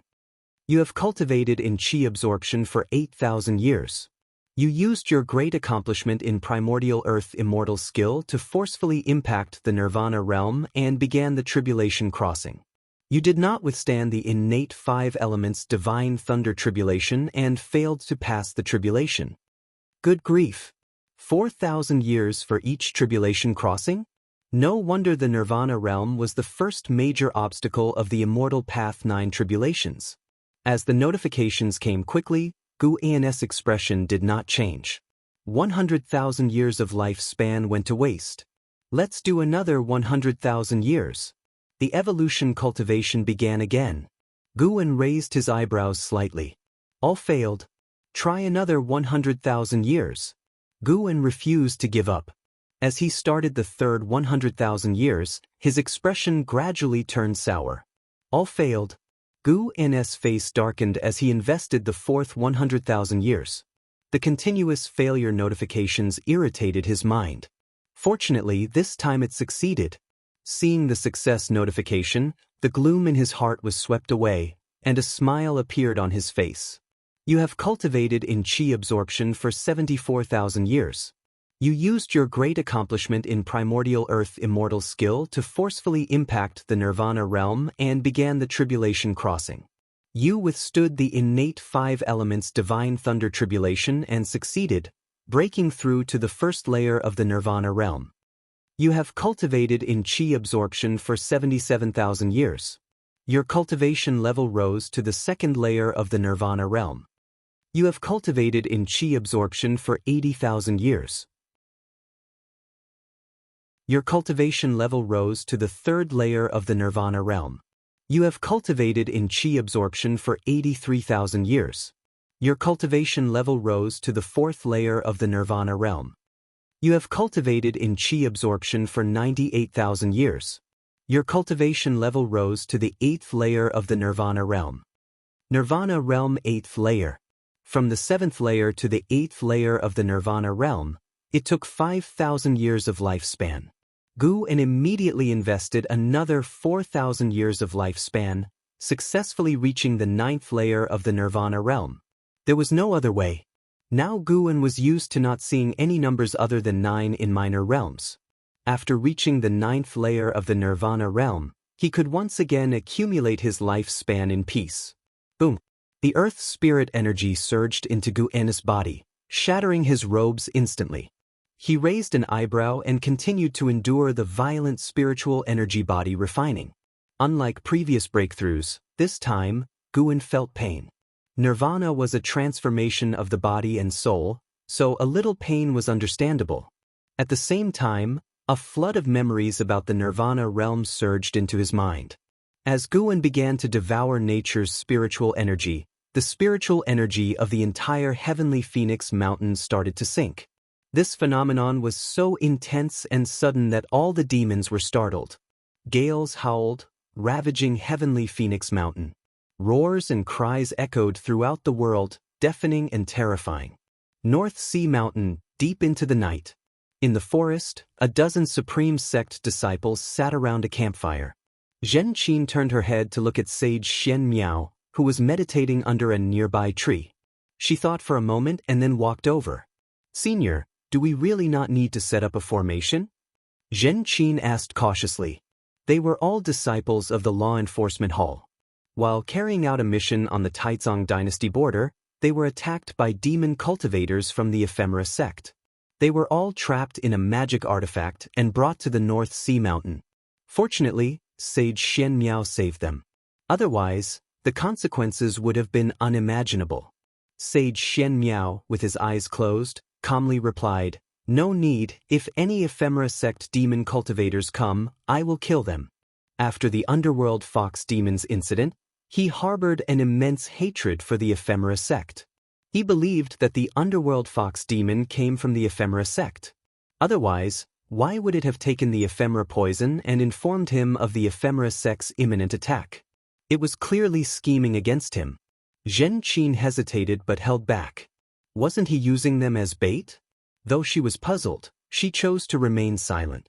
With their foundation establishment realm cultivation levels, it was difficult to survive in the North Sea Mountains. They needed Sage Xianmiao's protection.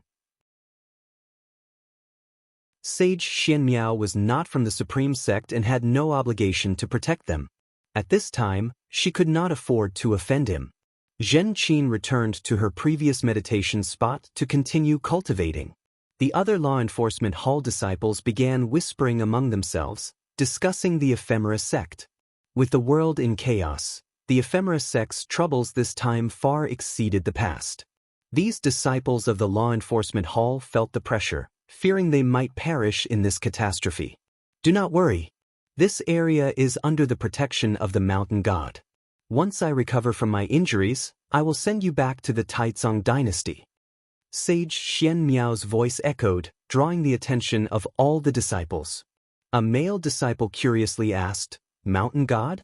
What mountain god?" Sage Xianmiao replied, "Naturally, the mountain Immortal. As for its location, I will not tell you." The disciples looked at each other, thinking Sage Xianmiao was acting strange.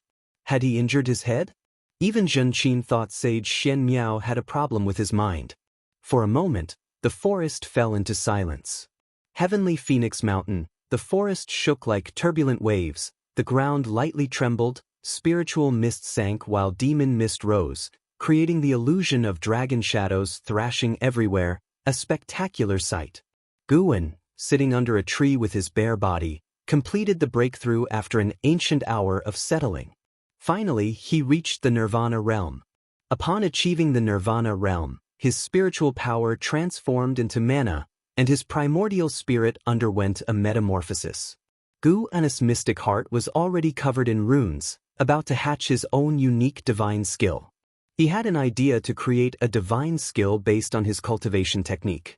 His absorption of nature's spiritual energy did not slow down and continued. It would take some time to reach the 9th layer of the Nirvana realm. He opened his eyes, frowning. A demon was flying towards his forest location, currently 100 miles away. If the demon did not change its direction, it would likely intrude on his lifespan barrier. Hope the heavens bless you. If you intrude, even if you and I have no enmity, you will die. Guwen thought silently, then closed his eyes. He disliked unnecessary killing. This included demons. If they birthed spiritual wisdom, randomly slaughtering them felt like accumulating bad karma. However, if any life threatened him, he would not hesitate to be ruthless. Time continued to pass. Another ancient hour went by. Guwen's cultivation had reached the 6th layer of the Nirvana realm. The howling winds began to weaken, not because his spirit energy absorption had slowed, but because the spiritual energy of Heavenly Phoenix Mountain was nearly exhausted. Now, the lifespan barrier was drawing in spirit energy from more distant regions. A few miles away, on a hillside, a red figure was advancing. The demon mist in the sky dispersed, revealing the bright moon. Under the moonlight, a red-clothed woman moved forward with disheveled hair, barefoot, and staggering as if she might collapse at any moment. Her long hair was a mess, with some strands stuck to her face by blood, only revealing her bright eyes. Her gaze was downcast, looking extremely weak. "I can't fall down. I need to rest in the forest ahead," the red-clothed woman murmured to herself, her vision blurring. She wobbled forward, taking half an hour to cover the few miles. Once she entered the forest, she collapsed into a patch of grass, unable to get up again. She was now less than 100 yards from Guwen's lifespan barrier.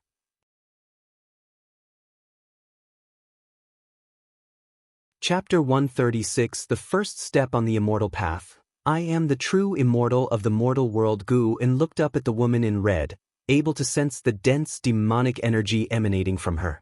Generally, demons capable of complete shape-shifting were great demons, but the demonic energy of this one was merely comparable to the ninth layer of the Foundation Establishment realm, which was rather peculiar.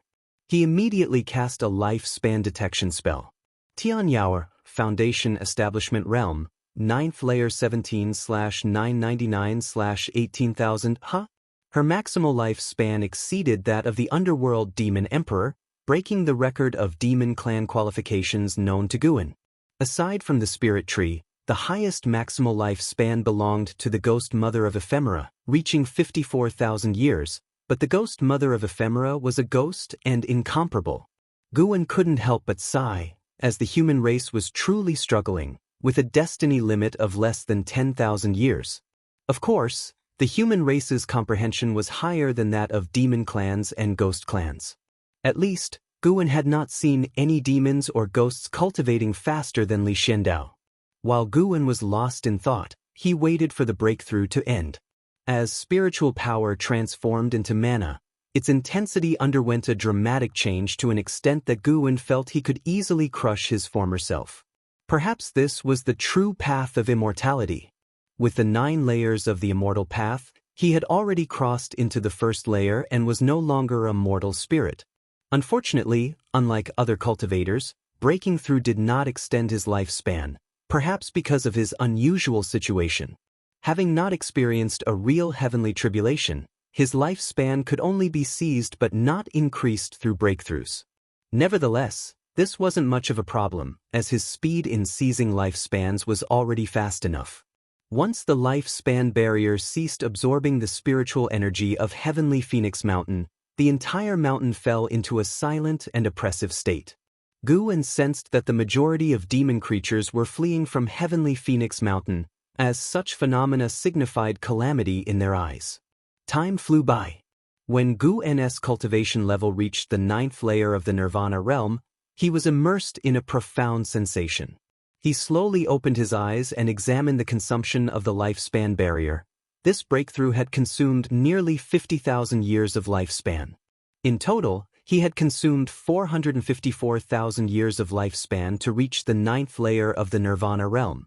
He still had 1,920,000 years of lifespan left, not counting the fractions. Not bad. Guan stood up and took out a black robe. While dressing, he glanced at Tianyao in the distance. Now he could see things invisible to certain living beings.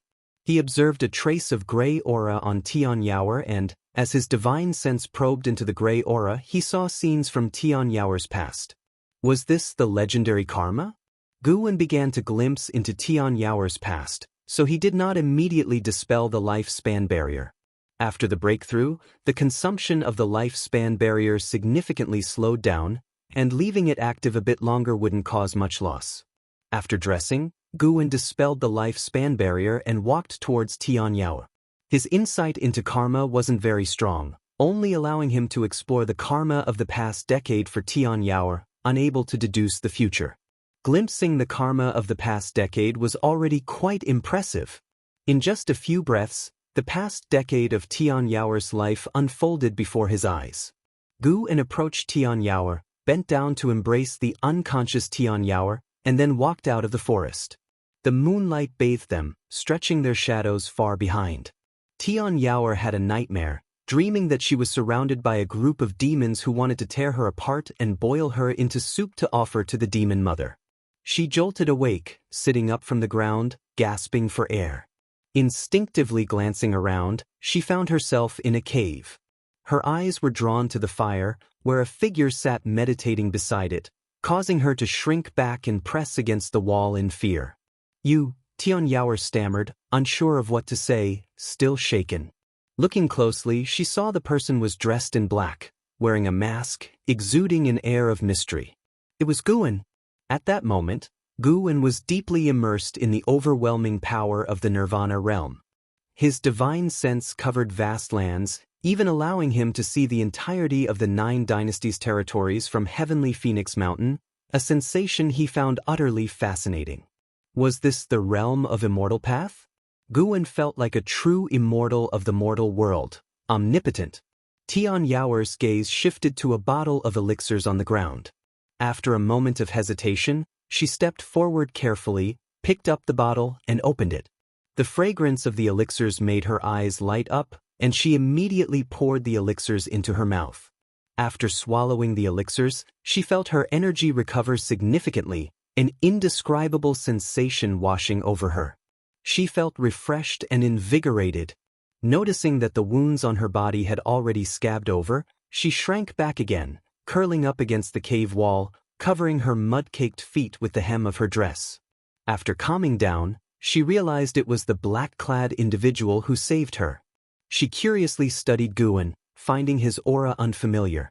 Since breaking out of her shell, she had not encountered any cultivators of the human race. She had been raised by the demon mother since childhood, and the red dress she wore was also passed down from the demon mother. After a while, Guan withdrew his divine sense and slowly opened his eyes. He turned his head to look, the eyes revealed by the mask meeting Xianxia's, making her pause and then snap back to alertness. "Thank you for saving me, Senior," Xianxia said timidly, like a small kitten. Guan asked, "What are your plans now?" From his earlier glimpses, Guan knew Xianxia was a demon nurtured by a demon king of the unification realm. There were other demons in that cage, all very young, capable of shape-shifting at a young age, indicating their extraordinary qualifications. Due to the sudden depletion of spiritual energy, the demons believed a disaster was imminent and thus migrated. During their migration, they encountered a great demon, resulting in a battle. Amidst the chaos, Xianxia escaped. Subsequently, she fled all the way to Guan. Perhaps due to their shared lack of parents, Guan felt a tinge of sympathy for Xianxia and did not leave immediately. Xianxia hesitated, unsure how to respond, feeling lost. "I'll give you two options. 1. I take you out of Heavenly Phoenix Mountain to a distant place for you to survive. 2. You serve me from now on. In return, I will ensure your safety." Gu's voice resonated, and upon hearing it, Xianxia showed signs of internal conflict in her eyes. Xianxia gritted her teeth and asked, "Can you avenge me? My parents were killed by the demon mother. If you can avenge me, I'll follow you forever. The Heaven Phoenix demon mother is too powerful. I'm not her opponent, but I can teach you cultivation techniques. You can avenge your own parents in the future," Guan replied. The Heaven Phoenix demon mother was in the unification realm, certainly not someone Guan could defeat at present, but he didn't want to reveal his full strength. From Xianxia's memories, there were hints that the Heaven Phoenix demon mother had lived for thousands of years. Killing her would likely only yield a 2-digit lifespan gain, not worth exposing his cultivation level. Even though Guan intended for Xianxia to manage his new cave mansion, he preferred not to reveal his true power. One must always hold something back. Currently, he was only in the first realm of the immortal path, far from being invincible. What if someone traveled through time in the future to kill him? He wanted to ensure that no one would ever know when he truly became powerful. Xianxia showed a look of disappointment in her eyes, but after reconsidering, it made sense. She had never heard of anyone mightier than the Heaven Phoenix demon mother. She cautiously asked, "If I follow you and cultivate, will I have a chance to avenge them?" "You'll at least have a better chance, won't you?" "All right, I'll follow you." Immediately, Guan waved his sleeve, and the vacant ground behind him suddenly collapsed, soon filling with water to form a pool. "Go wash up," Guan said, standing up and heading towards the cave's entrance. Xianxia hurriedly got up and nervously asked, "Where are you going?" "Just to take a look outside." "I'll come back after you're done," Guan responded without stopping, merely waving his hand. Xianxia watched his retreating figure, hesitating to say more. For some reason, Guan's attitude made her feel more favorable towards him. Maybe following him would be better than her previous life. Xianxia turned to the pool, gazing into it, wondering in surprise, "He seems really powerful. Is he truly no match for the demon mother?" Guan stepped out of the cave, sunlight pouring down on him. Standing halfway up the mountain, surrounded by flora, his view was unhindered. Looking out, he saw an array of mountains and rivers, enveloped in dense mist, resembling an immortal realm. It was difficult to associate such a beautiful scene with the demon land. Gu's divine sense spread out, searching for a suitable place to establish his cave mansion. Today, he planned to create an underground cave mansion, settling Tianyao before he returned. Fortunately, he had already prepared all kinds of formation materials, enough to set up a concealed cave mansion, which he would continue to refine over time. Soon he located a spirit lineage, deciding to establish the cave mansion beside it. Leaving behind a yin-yang clone, his true self disappeared into thin air. Half an hour later, Tianyao crouched by the fire, hugging her knees.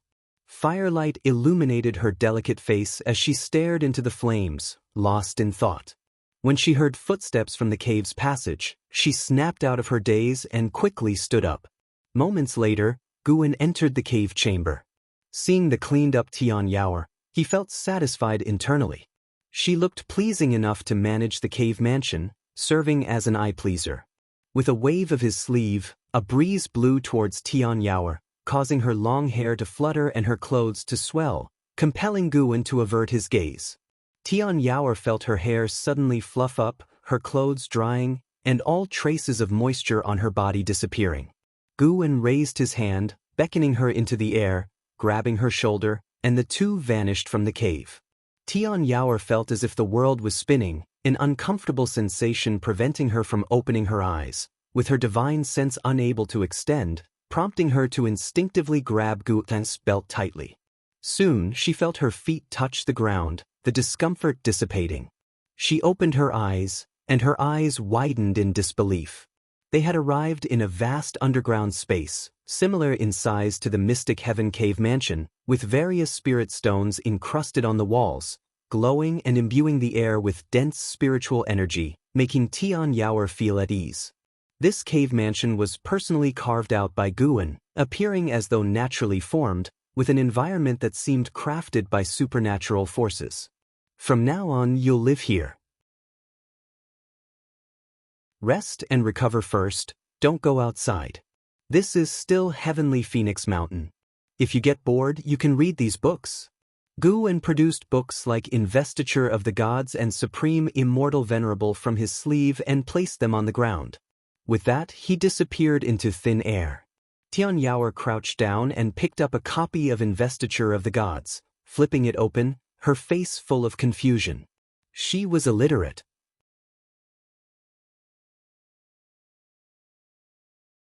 Chapter 137. Is there an immortal in this world? The third Medicine Valley, where the autumn winds swayed gently. Guan walked out of the transmission array platform and headed towards a distant garden area. Although he had just broken through, he hadn't forgotten the ripening times of the flowers and plants in each garden. Before he had taken a few steps, Lu Lingjun quickly approached him and said, "Valley Master, let me accompany you in harvesting." Guan nodded, having no objections. After walking several miles forward, Guan began to bend down to pick, while Lu Lingjun took out a bamboo basket, ready to receive. "Valley Master, with the world in chaos, should I go out and make a name for myself?" Lu Lingjun suddenly asked. So it was about this. No wonder she was suddenly attentive. Guan casually replied, "Then go to the sect leader and see how he arranges it for you. If he wanted to summon me, he would have already sent a message to me. If that's the case, then stay in the Medicine Valley. Who knows, one day the demon cultivators of the ephemera sect might infiltrate the valley, and it will still be up to you to protect it." "But, Lingjun, you're a great cultivator, yet your Daoist heart is so restless? Isn't protecting the medicinal herbs also a merit? Is this merit any less than killing enemies?" Guan said seriously, but his hands did not stop moving. Having just spent more than 400,000 years of his lifespan, he needed to replenish it. Lu Lingjun was helpless. She wanted to go out and eliminate demons also for the sect leader's grand plan. However, she couldn't tell Guan that she wanted to become the sect leader yet, as Guan had a closer relationship with LV Baiyin. Seeing her plan fail, Lu Lingjun couldn't help but change the topic, asking, "Valley Master, do you think there are immortals in this world? If the world is so vast, why can't mortal spirits see them if they exist?" "Of course there are, otherwise why would there be us cultivators? We are just on the path of pursuit. Guwen answered. Of course there are. I am one. I just can't tell you. Guwen felt secretly proud, and at the same time he thought of a possibility. Could it be that immortals are hiding in the mortal world, and previously his divine sense couldn't detect them? Or perhaps, the immortals are on the other side of the ocean, separated from mortals? Even upon becoming immortals, they still have to strive for higher realms. Nirvana is just the first step on the immortal path. One has to cross 8 tribulations to reach the pinnacle of the immortal path. What lies beyond the immortal path? For a while, Guwen was lost in infinite reverie. Although his mind was fluttering, it did not affect his picking of herbs. In the place where I was born, there were no immortals. Cultivators, upon reaching a high realm, could only pursue shattering the void. We believe that immortals are hidden in realms that mortal spirits cannot reach. Lu Lingjun continued, a sad expression appearing on her face. After ascending, she suddenly felt no different from before, still rolling in the red dust. Only this red dust was more vast, and the immortal path remained distant. Guwen listened, occasionally echoing a phrase. An hour later, the two of them returned to the pavilion area and then parted ways. Guwen walked towards the mystic pure tree, seeing from afar that Xiaochuan was squatting on the ground, observing the white spirit rat sleeping under the tree. Although Xiaochuan raised quite a few demon beasts, his favorite was the white spirit rat, but the white spirit rat did not like to interact with him.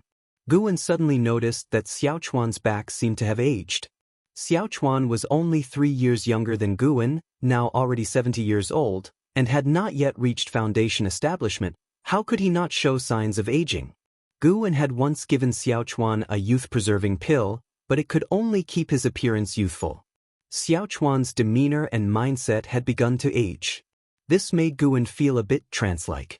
100 years from now, Xiaochuan would leave him. Xiaochuan didn't like to practice, and Guwen couldn't force him. Fortunately, even if Xiaochuan couldn't achieve much in immortal cultivation, he still led a happy life. This life was without regrets thanks to Guwen. Guwen came up behind Xiaochuan and asked with a smile, Xiaochuan, what are you looking at? If you want to hold it, just pick it up. Xiaochuan looked up, helplessly saying, it has a bad temper. Last time I tried to hold it and it scratched me.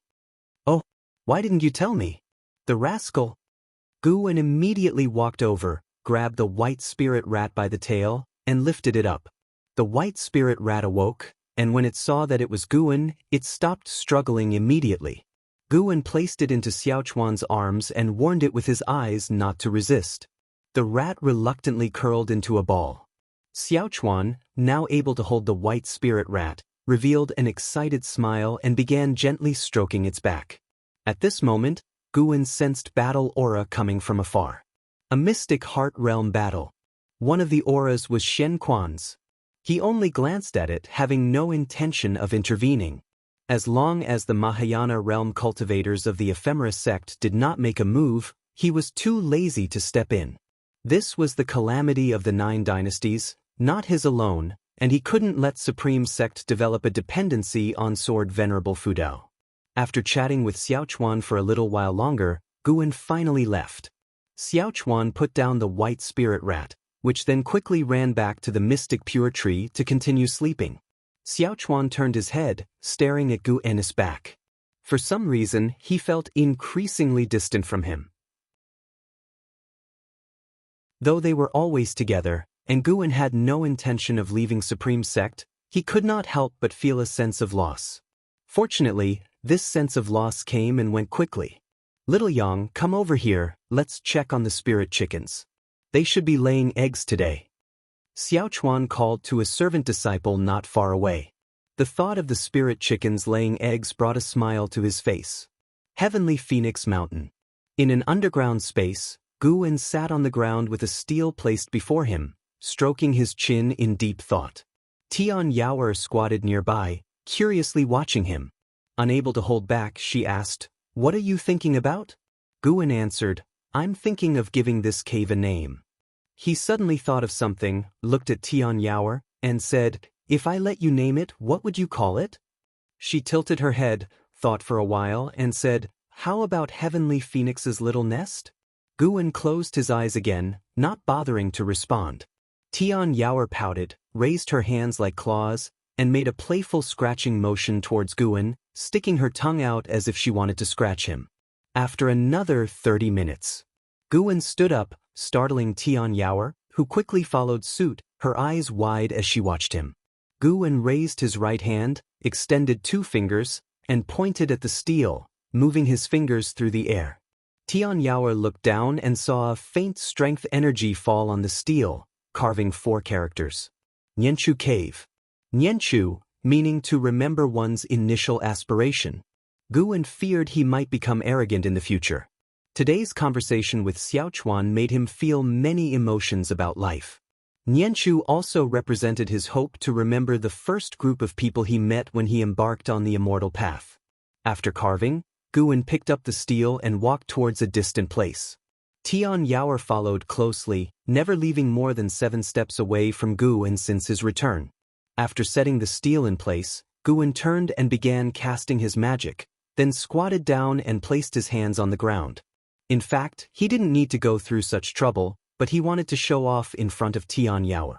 With his mana flowing into the soil, the barren ground began to sprout weeds, covering the entire area of Nianchu Cave in no more than 3 breaths, leaving Tian Yaoer wide-eyed. This was Guwen's mystic heart divine power, which he called All Things Divine Presence.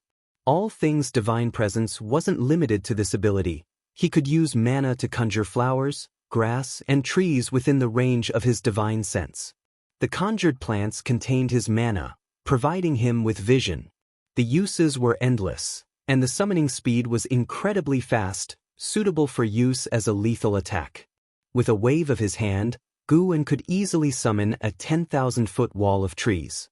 He wasn't sure of the ultimate limits of this power yet. Just thinking about it excited him. Additionally, this divine power could also accelerate the growth of plants. Today, Guwen wanted to conduct an experiment to see if speeding up the growth process of medicinal herbs affected their lifespan. He took out a seed and buried it in the soil. Tian Yaoer, already bewildered, watched the greens spread across the ground, doubting Guwen's claim, as she had never seen the demon mother use such methods. Half an hour later, Guwen looked at the fresh second-tier spirit grass in his hand and sighed. Forcing growth indeed diminished the lifespan. By hastening the second-tier spirit grass to maturity within half an hour, the lifespan was lost. According to his lifespan detection, this second-tier spirit grass was approaching its end, but the detection couldn't show the number of months left, making it hard for him to judge directly. It seemed he still needed to farm patiently. Guwen cursed his greed inwardly. His ability to seize lifespans was already very exaggerated, yet he wanted it faster. He stood up, and likewise, Tian Yaoer followed, mimicking him. "Don't you have anything to do?" Guwen couldn't help but ask. Tian Yaoer blinked and asked, "Like what? Aren't you seeking revenge? Shouldn't you be cultivating?" "How should I cultivate? You haven't taught me the cultivation technique yet," Tian Yaoer answered, feeling wronged. Admittedly, her grievances were rather endearing. Guwen cursed inwardly and then asked, "How did you improve your cultivation level?" He had seen Tian Yaoer's past, but only for 10 years. Since her early years, she had been kept by the Heaven Phoenix demon mother, occasionally fed various elixirs and medicinal broths. He had thought she had been given the technique of immortal cultivation during her childhood. "I don't know, it just happened," Tian Yaoer replied. Guwen thought for a moment, realizing this might be a good thing, preventing her from abandoning her cultivation to start anew. Subsequently, Guwen began teaching the primordial earth immortal skill to Tian Yaoer.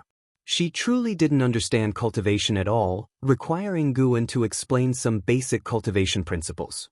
After a night, Tian Yaoer finally learned to absorb energy by herself, allowing Guwen to breathe a sigh of relief.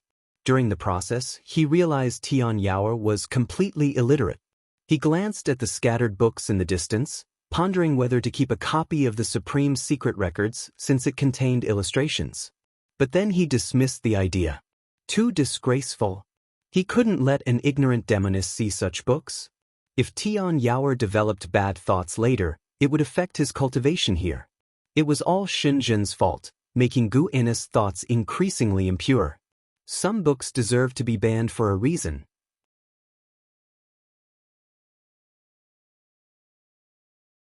Chapter 138 The Mountain God Descends. Punishment. The autumn wind was desolate. In the mountains and forests, Zhen Qin and others followed Sage Xianmiao forward. Sage Xianmiao walked at the front, leaving a trail of blood behind him, which made everyone behind him worry greatly. They knew that comforting him was futile. They could only try their best not to disturb him. Boom! A deafening explosion came from afar. The fierce wind roared, toppling trees. Everyone hurriedly mobilized their spiritual power to resist the gusts. Sage Xianmiao raised his sword to block. His cultivation level in the divinity transformation realm withstood most of the pressure. He couldn't help but spit out a mouthful of blood, which made the disciples of the Supreme Sect's law enforcement hall behind him sweat for him. After a few breaths, the wind stopped, and Sage Xianmiao followed suit, half kneeling, stabilizing himself by leaning on his sword. The surrounding forest was almost entirely toppled, with leaves and debris flying around messily. Zhen Qin and the others rushed forward, concerned about Sage Xianmiao's safety. Ever since Sage Xianmiao had saved them, they had been fighting almost every day, which left his injuries no chance to recover, only worsening them further. Sage Xianmiao lifted his head, his pale face full of unwillingness. He gritted his teeth and said, "The enemy is coming. Everyone meditate." Upon hearing this, everyone hurriedly sat down. After spending several days together, they had developed unconditional trust in Sage Xianmiao. Without him, they would have been dead long ago. Sage Xianmiao took a deep breath and said softly, "Call upon the mountain god in your hearts, pray for the mountain god to save us." He had no other way. His spiritual power was insufficient to cast the divine-reaching mystic gate. He could only think of the mountain god. Although this place was far from the mountain god's domain, he believed the mountain god would be able to sense it. Everyone was astonished upon hearing him. Some disciples even panicked. Not fleeing now, calling for the mountain god? Indeed, the world is in chaos, battles everywhere. Maybe we can escape amid the chaos. Next, we'll take turns carrying you. We will surely escape alive. We can't just sit and wait to die. Is there really a mountain god in this world? If there was, why would the ephemera sect run rampant? The more the disciples spoke, the more agitated they became. They could also feel a powerful aura approaching. Sage Xianmiao said, "We can't escape. They have already locked onto us. Sit quickly, do as I say, and there's still a chance.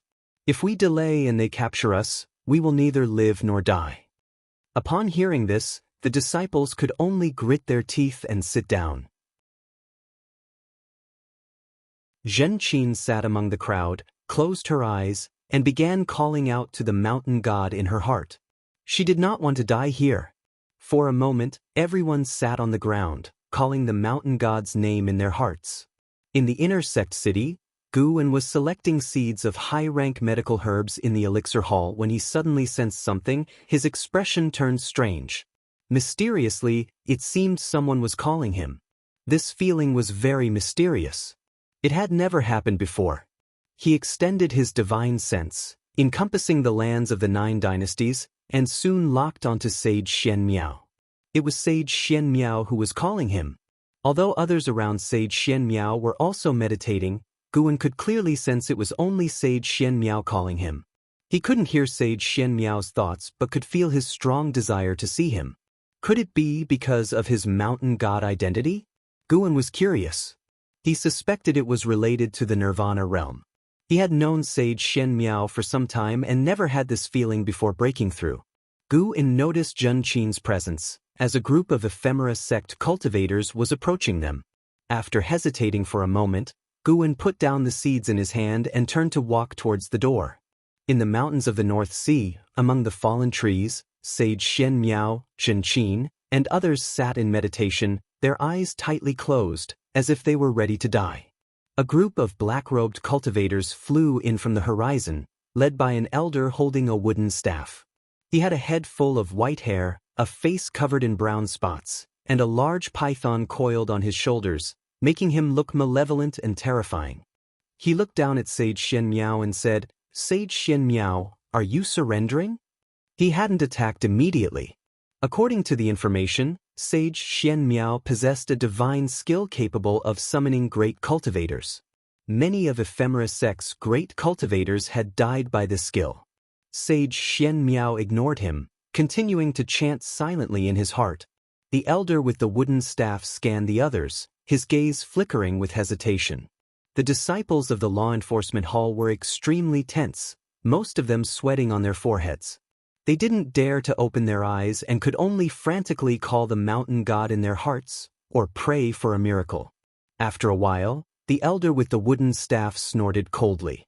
He raised his staff, and in an instant, demonic chi surged from the bottom of the staff, quickly covering the sky for 10 miles around. The disciples of the Supreme Sect's law enforcement hall sensed something and opened their eyes. In their view, it was as if they had suddenly been plunged into night, with the Ephemera sect cultivators in the air looking like deathly ghosts, staring down at them. Everyone was extremely tense, their faces filled with despair and fear, including Zhenqin. Sage Xianmiao also opened his eyes, sighed, and looked towards the sky, his gaze becoming calm.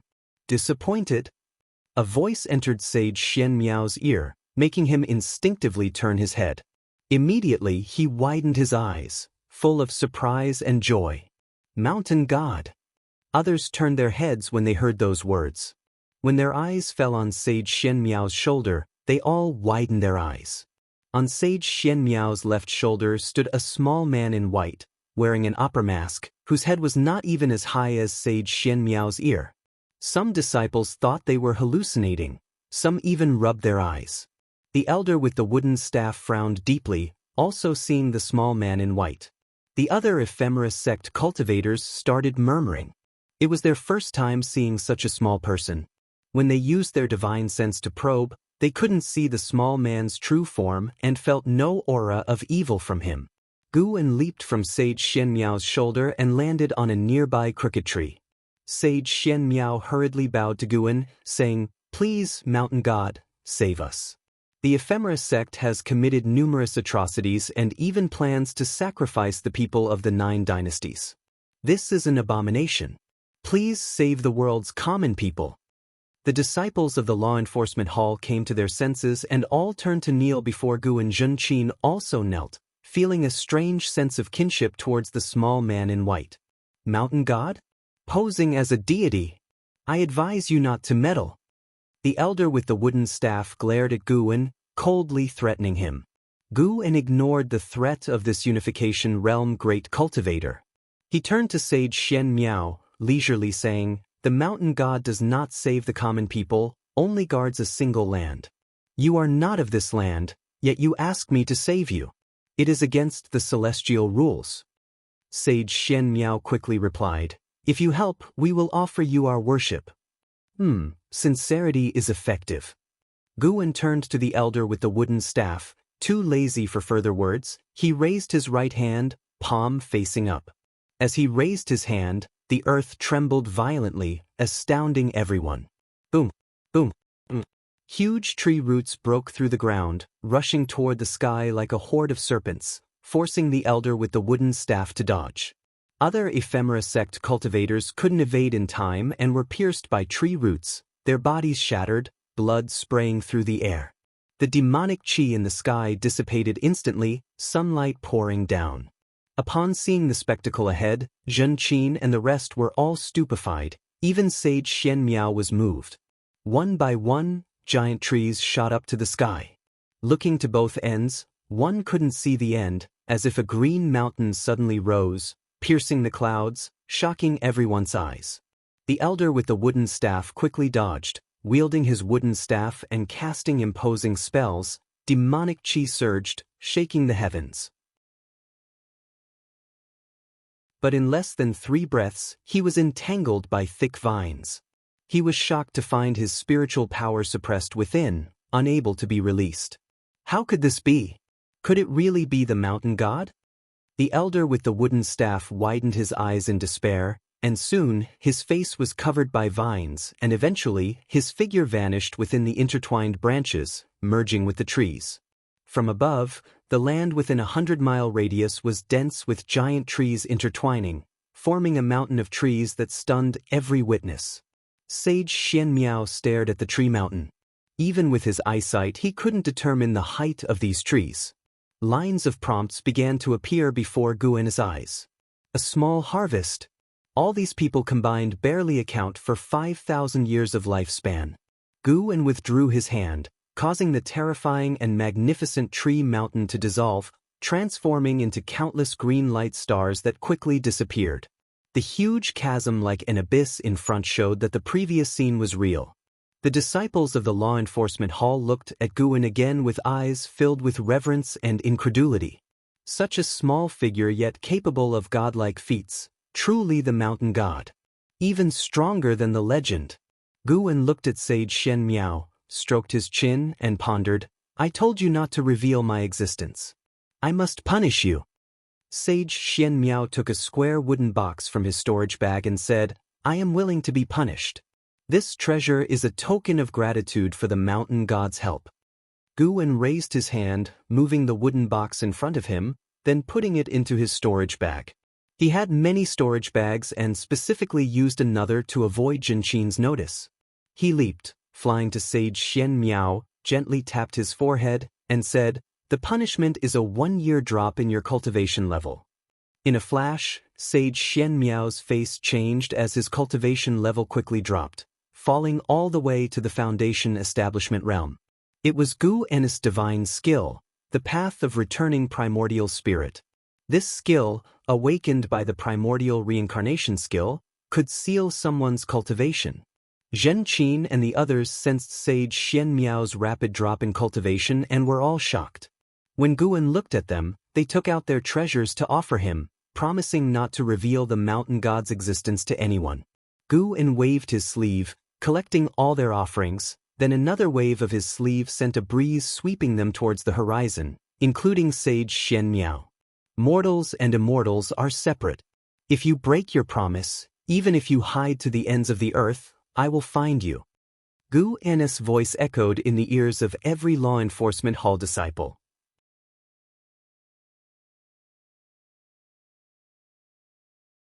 Chapter 139. Immortal Path Techniques. The eve of the final battle, Guan manipulated the breeze formed by his mana to gently deliver Sage Xianxia, Zhenqin, and the others to the border of the Taizong dynasty, before withdrawing his thoughts and then disappearing from the spot. This time, he mainly acted for Zhenqin. However, the feeling of taking action was quite nice. It made him truly feel the power of the immortal path. No wonder the Nirvana realm is so special. Without experiencing Nirvana, human cultivators cannot live past 10,000 years. The difference between Nirvana realm and Mahayana realm is not just the strength of spiritual power, but a comprehensive disparity.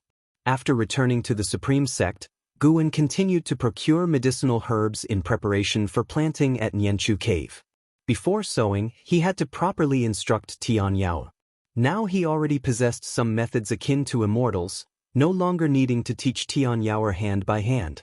He only needed to point his finger at her forehead to transmit a large amount of information into her mind. However, to conceal his strength, he decided to teach slowly. Anyway, he had plenty of time. On the other side, beside a large river, the disciples of the law enforcement hall looked at Sage Xianxia with words stuck in their throats. They could hardly care about the joy of surviving the catastrophe. They were more worried about Sage Xianxia being distressed. If not for saving them, how could Sage Xianxia have ended up in such a state? Sage Xianxia washed his face, stood up, and smiled at everyone, saying, "You don't need to worry about me. My cultivation was merely sealed by the mountain god for a year. Indeed, this was my ordeal due to my failure to keep my promise." The disciples all spoke up, taking the responsibility onto themselves, but Sage Xianxia merely laughed freely. Having his cultivation suppressed to the foundation establishment realm did not cause him any pain. On the contrary, he felt more exhilarated. Now he was completely convinced that the mountain god was a true immortal. The mountain god's methods made him feel incredulous and also very excited. The road of immortal cultivation can truly lead to success. Alright, everyone, now that we have returned to the Taizong dynasty, it is time to part ways.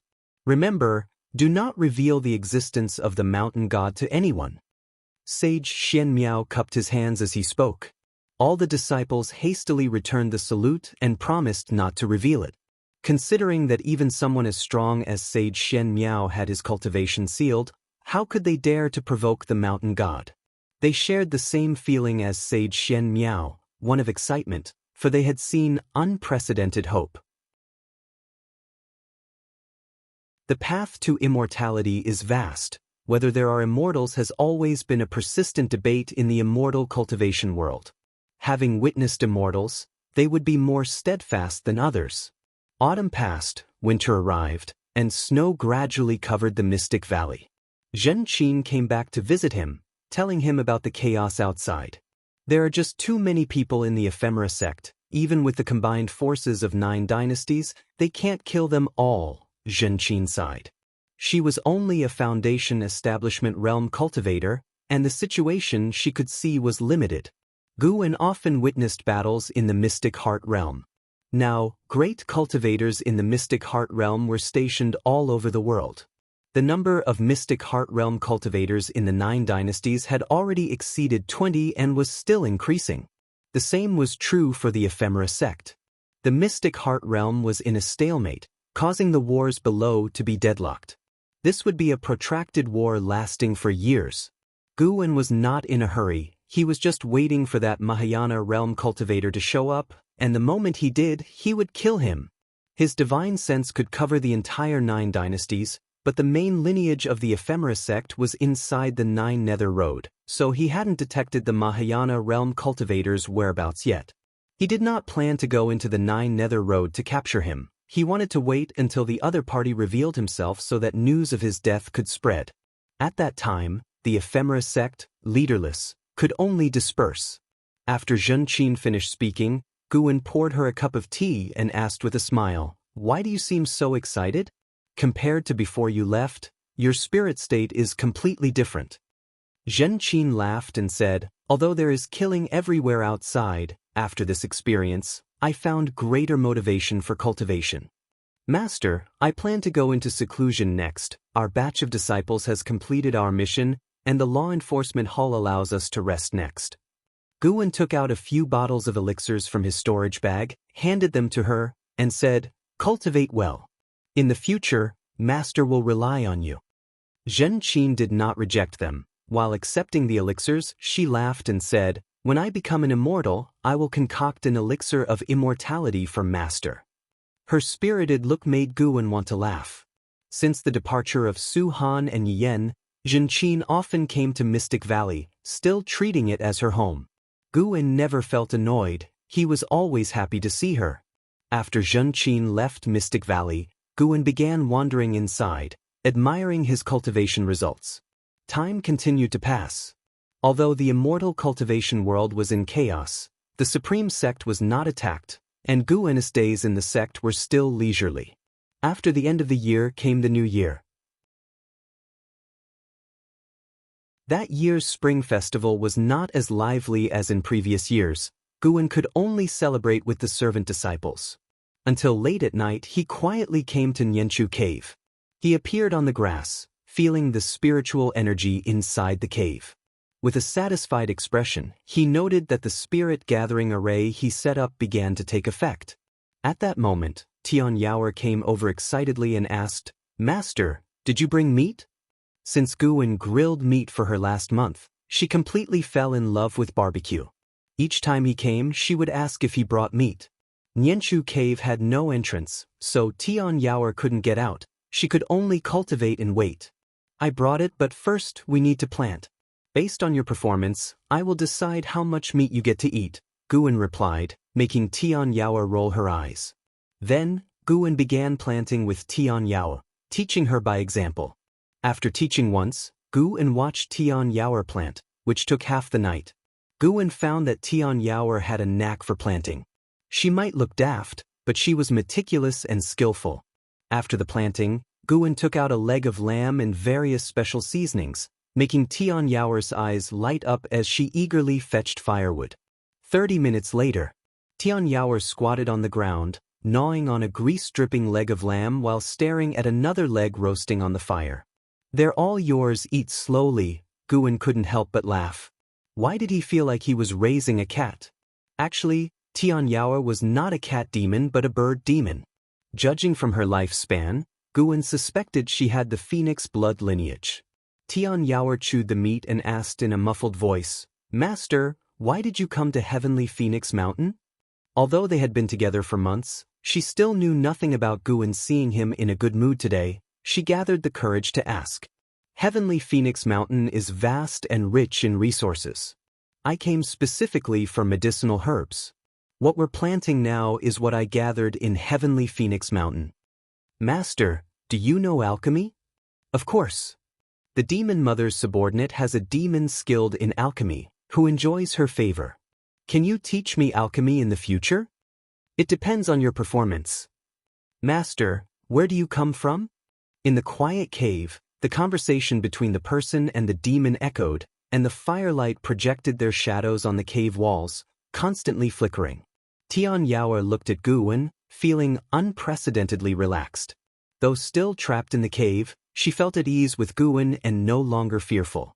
In the days that followed, Tian Yaoer memorized all the cultivation details, making Guwen no longer need to come to Nianchu Cave every night. In Gu An's absence, Tian Yaoer diligently cultivated, fearing his disappointment and abandonment. Therefore, she never slacked off since she started cultivating. In the blink of an eye, half a year passed. 74-year-old Gu An's lifespan had reached over 2 million years, and everything was moving in a favorable direction. On this day, Guwen came to the outer gate city to submit the previous year's harvest from Mystic Valley. After leaving the Elixir Hall, he overheard disciples discussing major events in the immortal cultivation world. It was said that the Ephemera sect had set up a huge altar in Wanji Forest of the Taichen dynasty, preparing to sacrifice living people. Now in all dynasties, people were disappearing, and various sects from the other 8 dynasties were heading towards the Taichen dynasty. Everyone sensed a major battle approaching. Through divine sense, Guwen saw that altar. It was indeed large, occupying 100 miles in radius. At the altar's center stood a great cauldron with a large flag inside, filled with countless vengeful souls. Around the altar, there were as many as 40 great cultivators of the mystic heart realm stationed. It seemed that the Ephemera sect was making a last-ditch effort. This also indicated that the Mahayana realm cultivator would soon appear. Guwen retracted his divine sense and walked towards Wuju's residence. Though Wuju had become an inner sect disciple, he hadn't sold his villa in the outer gate city, only that he wouldn't usually stay there. He felt Wuju's presence, indicating that Wuju was waiting for him. Upon arriving at the courtyard, Wuju, who was practicing martial arts, looked at Guwen entering the courtyard and smiled, saying, "You finally came. I thought I wouldn't see you before I left." Wuju's lifespan hadn't increased, but his cultivation had reached the first layer of the core formation realm. After closing the door, Guwen turned to Wuju and asked with a smile, "Why are you waiting for me?" "Master plans to take me to the Taichen dynasty to eradicate the ephemera demon path. Taichen is far from Taicang, and once we leave, who knows how long it'll take to return, so I wanted to bid you farewell." Wuju stopped practicing and replied. He pretended to be calm, but Guwen could see his inner tension and fear. To be honest, Wuju hadn't experienced a life-or-death battle yet, and he feared the ephemera sect because his master was slain by them. "A talent like you should have no trouble staying behind, right?" Guwen asked. Wuju shook his head and said, "The ephemera sect is powerful. The supreme sect must bring its full strength to eradicate the demons, and I have personal reasons that I must go." His eyes were firm.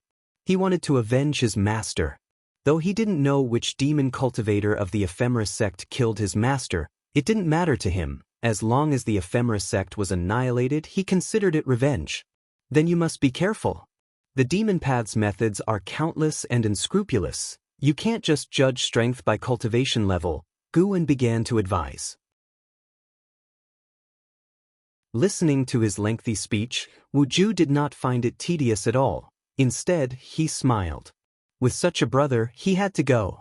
If the ephemera sect's sacrifice succeeded, the demon cultivators would eventually invade the supreme sect, endangering Guan. Subsequently, Wuju began to talk about the scale of the supreme sect's expedition this time. The sect leader dispatched 1/3 of the inner sect disciples to Wanji Forest, illustrating the importance attached to this mission.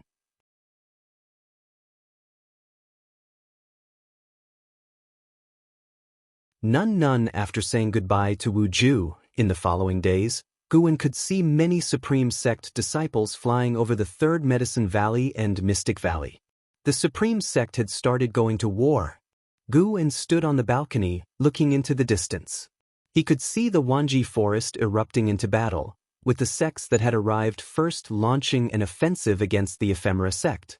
Unfortunately, 40 Mystic Heart Realm great cultivators joined forces, becoming nearly invincible. Ultimately, the various dynasty cultivators returned defeated, waiting to gather more strength. Guan then looked towards the dustless wasteland, reoccupied by the Ephemera Sect. Continuous streams of Ephemera Sect cultivators flew out from the entrance of the Nine Nether Road, all heading toward the Taichun dynasty. The 9 dynasties comprised of Taizong, Great Yu, Chintang, Tianwei, Taichun, Hanlu, Great Zhao, Great Jiang and Wuzhen. The Taichun dynasty was relatively weak, situated at the center of the 9 dynasties with a vast territory now occupied by the Ephemera Sect. From a macro perspective, Guan saw that around the Taichun dynasty, cultivators were continuously heading to provide support, a very spectacular sight. As Guan watched, he couldn't help but feel his blood boil, wanting to join in the excitement. However, he needed to guard his Medicine Valley, as that was the most important task. Moreover, if he acted prematurely, that Mahayana cultivator might not show up. The opponent had been silent until now, making Guan believe they were definitely preparing something. The gigantic sacrificial platform in the Wanji Forest looked like a target to Guan. He suspected that the Ephemera Sect would sneak attack the Supreme Sect. Not only did he have this suspicion, but the Supreme Sect also showed caution, with a Mystic Heart Realm great cultivator currently guarding the sect, and it wasn't Ancestor Xianquan. A month later, the number of patrols in the cities of the Supreme Sect increased, with a tense atmosphere permeating the sect, even affecting the servant disciples in the Third Medicine Valley and Mystic Valley. As the chief disciple of Mystic Valley, Lu Jiojia began arranging disciples to take turns guarding the mountaintops around the Medicine Valley to prevent any demon cultivators from the Ephemera Sect from approaching. The Third Medicine Valley was similarly vigilant, with deacons taking turns patrolling with their disciples. On this morning, in the Third Medicine Valley, after morning exercises ended, Guan was walking towards his pavilion when he seemed to sense something, his expression changing slightly though he did not stop walking. Boom! A thunderous roar suddenly echoed across the sky, startling everyone in the valley, making them turn and look. From the direction of the inner sect, rolling thunderclouds appeared, sweeping towards the Third Medicine Valley, seemingly ready to cover the entire sky. What was that sound just now? Could it be an attack from the Ephemera Sect? But isn't the Ephemera Sect in the Taichun dynasty? Since our Supreme Sect ranks among the top of the 9 dynasties' sects, if we were destroyed, the morale of the 9 dynasties would certainly plummet. I hope it doesn't involve our Medicine Valley. Disciples gathered and began discussing. Guan also stopped in his tracks, standing by a wooden fence at the edge of a garden, looking into the distance, observing the battle in the sect's main city.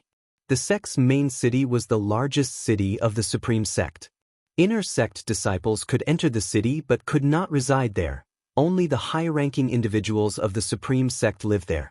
At this moment, 2 Unification Realm great cultivators were fighting in the sect's main city. As their battle progressed, more cultivators joined in, eventually forming a large-scale melee. It wasn't an attack from the Ephemera Sect but rather spies from the Ephemera Sect starting to act. After watching for a while, Guan realized that the troublemakers seemed to come from the same family. Lu Lingjun approached Guan and said, "Valley Master, from now on, do not leave the Medicine Valley." She also looked towards the sect's main city, eyes filled with gravitas.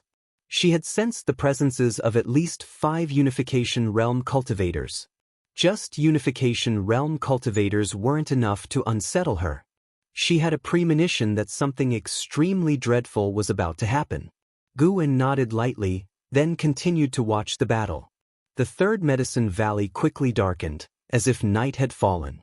Rumble, a deep thunderous sound echoed across the sky, making it seem as if an ancient ferocious beast was roaring in the sea of clouds, creating a deafening noise. It is time for you to show yourself. Our battle will determine the fate of the Supreme Sect. A cold, indifferent voice echoed throughout the entire Supreme Sect, making everyone who heard it feel a heavy pressure on their chest, very uncomfortable. Lu Lingjun's face changed slightly. She could confirm that the owner of this voice had a cultivation level beyond the Unification Realm. Guwen saw someone walking among the clouds. That person wore a black robe, had a purple crown on their head, and 18 golden short swords floating behind them. As they walked forward with sleeves fluttering in the wind, they stirred up waves of energy, giving an imposing aura reminiscent of a dragon's presence. 5th layer of Mystic Heart Realm. This person was likely among the upper echelons of the Ephemera sect, with a cultivation level 3 layers higher than any Mystic Heart Realm great cultivator in the Supreme Sect. Meanwhile, in the inner sect city, inside the book collection hall, Elder Su Lu stood in front of the counter, watching a figure walking down the stairs from afar. He couldn't help but ask, "How confident are you?" Following his gaze, an old man with an immortal demeanor dressed in black robes came walking down the stairs, holding a horsetail whisk, his expression calm. He didn't stop, continuing down the stairs, leaving only one sentence, "I will do my best." Su Lu turned to look out the window. The rolling thunderclouds looked like a black ocean, stirring up huge waves, oppressive and horrifying. Worry appeared in his eyes. "Today is the first time since reaching Mystic Heart that I combat another Mystic Heart realm. May I know your name?" The old man's voice echoed throughout the entire Supreme Sect, bringing the restless cities to silence. Mystic Heart Realm? Lu Lingjun was also hearing this realm name for the first time. Above unification is Mystic Heart? Lu Lingjun's divine sense captured the figure in the clouds, her eyes filled with longing. She must reach this realm. She would surpass the Mystic Heart realm. I am Venerable Qi Qian of the Ephemera sect. Dying by my hand would not be in vain for one who has reached Mystic Heart. The earlier voice rang out again, with an arrogant tone that made the Supreme Sect cultivators worry for Ancestor Kusong. Boom! A tremendous pressure descended, covering the entire Supreme Sect. The thunderclouds in the sky churned violently, and almost all the cities lit up with protective light screens, using formations to resist the pressure from the battle in the sky. Venerable Qi Qian and Ancestor Kusong were already engaged in combat. The two fought fiercely high in the sky, not affecting the ground below, but their pressure was so immense that even the mountains between heaven and earth trembled. Lu Lingjun stared intently at the sky, not wanting to miss any details of the battle between the two Mystic Heart Realm great cultivators. Guwen couldn't help glancing at her. She wouldn't gain path enlightenment from this, would she? After a while, Lu Lingjun was still deeply absorbed, while Guwen turned and walked towards the valley entrance. The Ephemera sect had not only sent Venerable Qi Qian, but also an even more powerful presence. That person had already reached the entrance of the third Medicine Valley. From a distance, Guwen saw a woman in white walking towards the valley entrance, wearing a bamboo hat, looking very mysterious. Her hands were placed in front of her lower abdomen, white as snow, with a dignified demeanor, as if she were a fairy descended to the mortal world. It was hard to associate her with the demon cultivators of the Ephemera sect. Fairy by Xia, 9th layer of Mystic Heart Realm 2180/4900/6500, 9th layer of Mystic Heart Realm. This truly was an attempt to flatten the Supreme Sect in one fell swoop. Guwen sighed inwardly and walked quickly. Soon, he stood before Fairy by Xia, cupping his hands in salute. The Ephemera sect is causing chaos. May I ask what brings you here, senior? Fairy by Xia's bamboo hat was draped with a veil, her red lips faintly visible, likely painted with thick lipstick. This, which was very cautious, using some secret technique to make her cultivation appear at the first layer of the core formation realm. Little brother, the spiritual energy in this medicine valley is so abundant, your identity must not be simple. Tell me, who are you? Fairy by Xia's voice was melodious, captivating. Guwen raised his hand and grabbed her wrist, saying, I am just an ordinary outer disciple of the Supreme Sect. Fairy by Xia laughed, her laughter filled with chill. She did not struggle against Guwen's grip and used sound transmission skill. It said that Sword Venerable Fudao is only active within 1,000 miles. Little brother, if you have information about Sword Venerable Fudao, I can spare your life. Guwen had anticipated her using sound transmission skill, so he chose to listen to her finish. Guwen's expression turned serious. It seems you are indeed a demon cultivator. In an instant, Fairy by Xia felt a domineering and unparalleled force invade her body. Her face, hidden under the veil, turned pale with fear. She tried to shake off Guwen's hand but found she couldn't. Her wide, beautiful eyes were filled with disbelief. More terrifying was that she couldn't speak or let her primordial spirit emerge. She had never experienced such a horrifying feeling. Her cultivation realm rapidly dropped, her primordial spirit being pressed deep into her soul. Her cultivation fell to the first layer of the core formation realm, matching her outward appearance. Impossible! Fairy by Xia was nearly in despair. The opponent's might and the drop in her cultivation left her utterly irrational. In her desperate gaze, Guwen took out a pearl. The Thousand Shadow Pearl given to him by LV Baden. With his left hand still holding Fairy by Xia's wrist, Guwen pressed the Thousand Shadow Pearl onto her abdomen with his right hand. Demon Cultivator! Take this! Guwen shouted, and with a loud boom, the Thousand Shadow Pearl burst into dazzling light. Spears of strength energy exploded, turning Fairy by Xia into a bloody corpse, covering Guwen in blood. The Thousand Shadow Pearl couldn't kill a mystic heart realm cultivator. Before using the pearl, Guwen had forced her soul to scatter with mana, causing instant death. His shout attracted the attention of many servant disciples. Lu Lingjun suddenly appeared in front of Guwen. Seeing him covered in blood, she frowned and asked, Are you all right? Why didn't you call me just now? Guwen pretended to be terrified. I thought it was an inner sect disciple. It turned out she was a demon cultivator from the Ephemera sect. Quickly destroy the body to avoid future trouble from the Ephemera sect. He was trembling as he held the Thousand Shadow Pearl. Killing Fairy by Xia granted him an additional 495 years of lifespan. Not bad. Lu Lingjun, looking at the terrified Guwen, immediately cast a spell to burn Fairy by Xia's body with spiritual fire. The residual mana in Bai Xia's body aided the burning, quickly reducing the body to ashes. Lu Lingjun couldn't detect the Nirvana realm's mana. These were vastly different powers. But she could confirm that the opponent indeed had the cultivation of the first layer of the core formation realm. Watching the ashes, Guwen sighed with relief, muttering, It's a pity she didn't have a storage bag or storage ring. Lu Lingjun retorted, You don't seem too scared, considering you look so timid. You are a golden list genius, and an initial core formation realm demon cultivator scared you like this. She began to reflect on the insights she gained from witnessing the battle earlier. She seemed to have grasped something. The mystic heart realm was indeed fascinating. The gap between the 9th layer of unification realm and the mystic heart realm was unimaginable. She suddenly felt that only by achieving the mystic heart realm, one can be considered a truly powerful cultivator.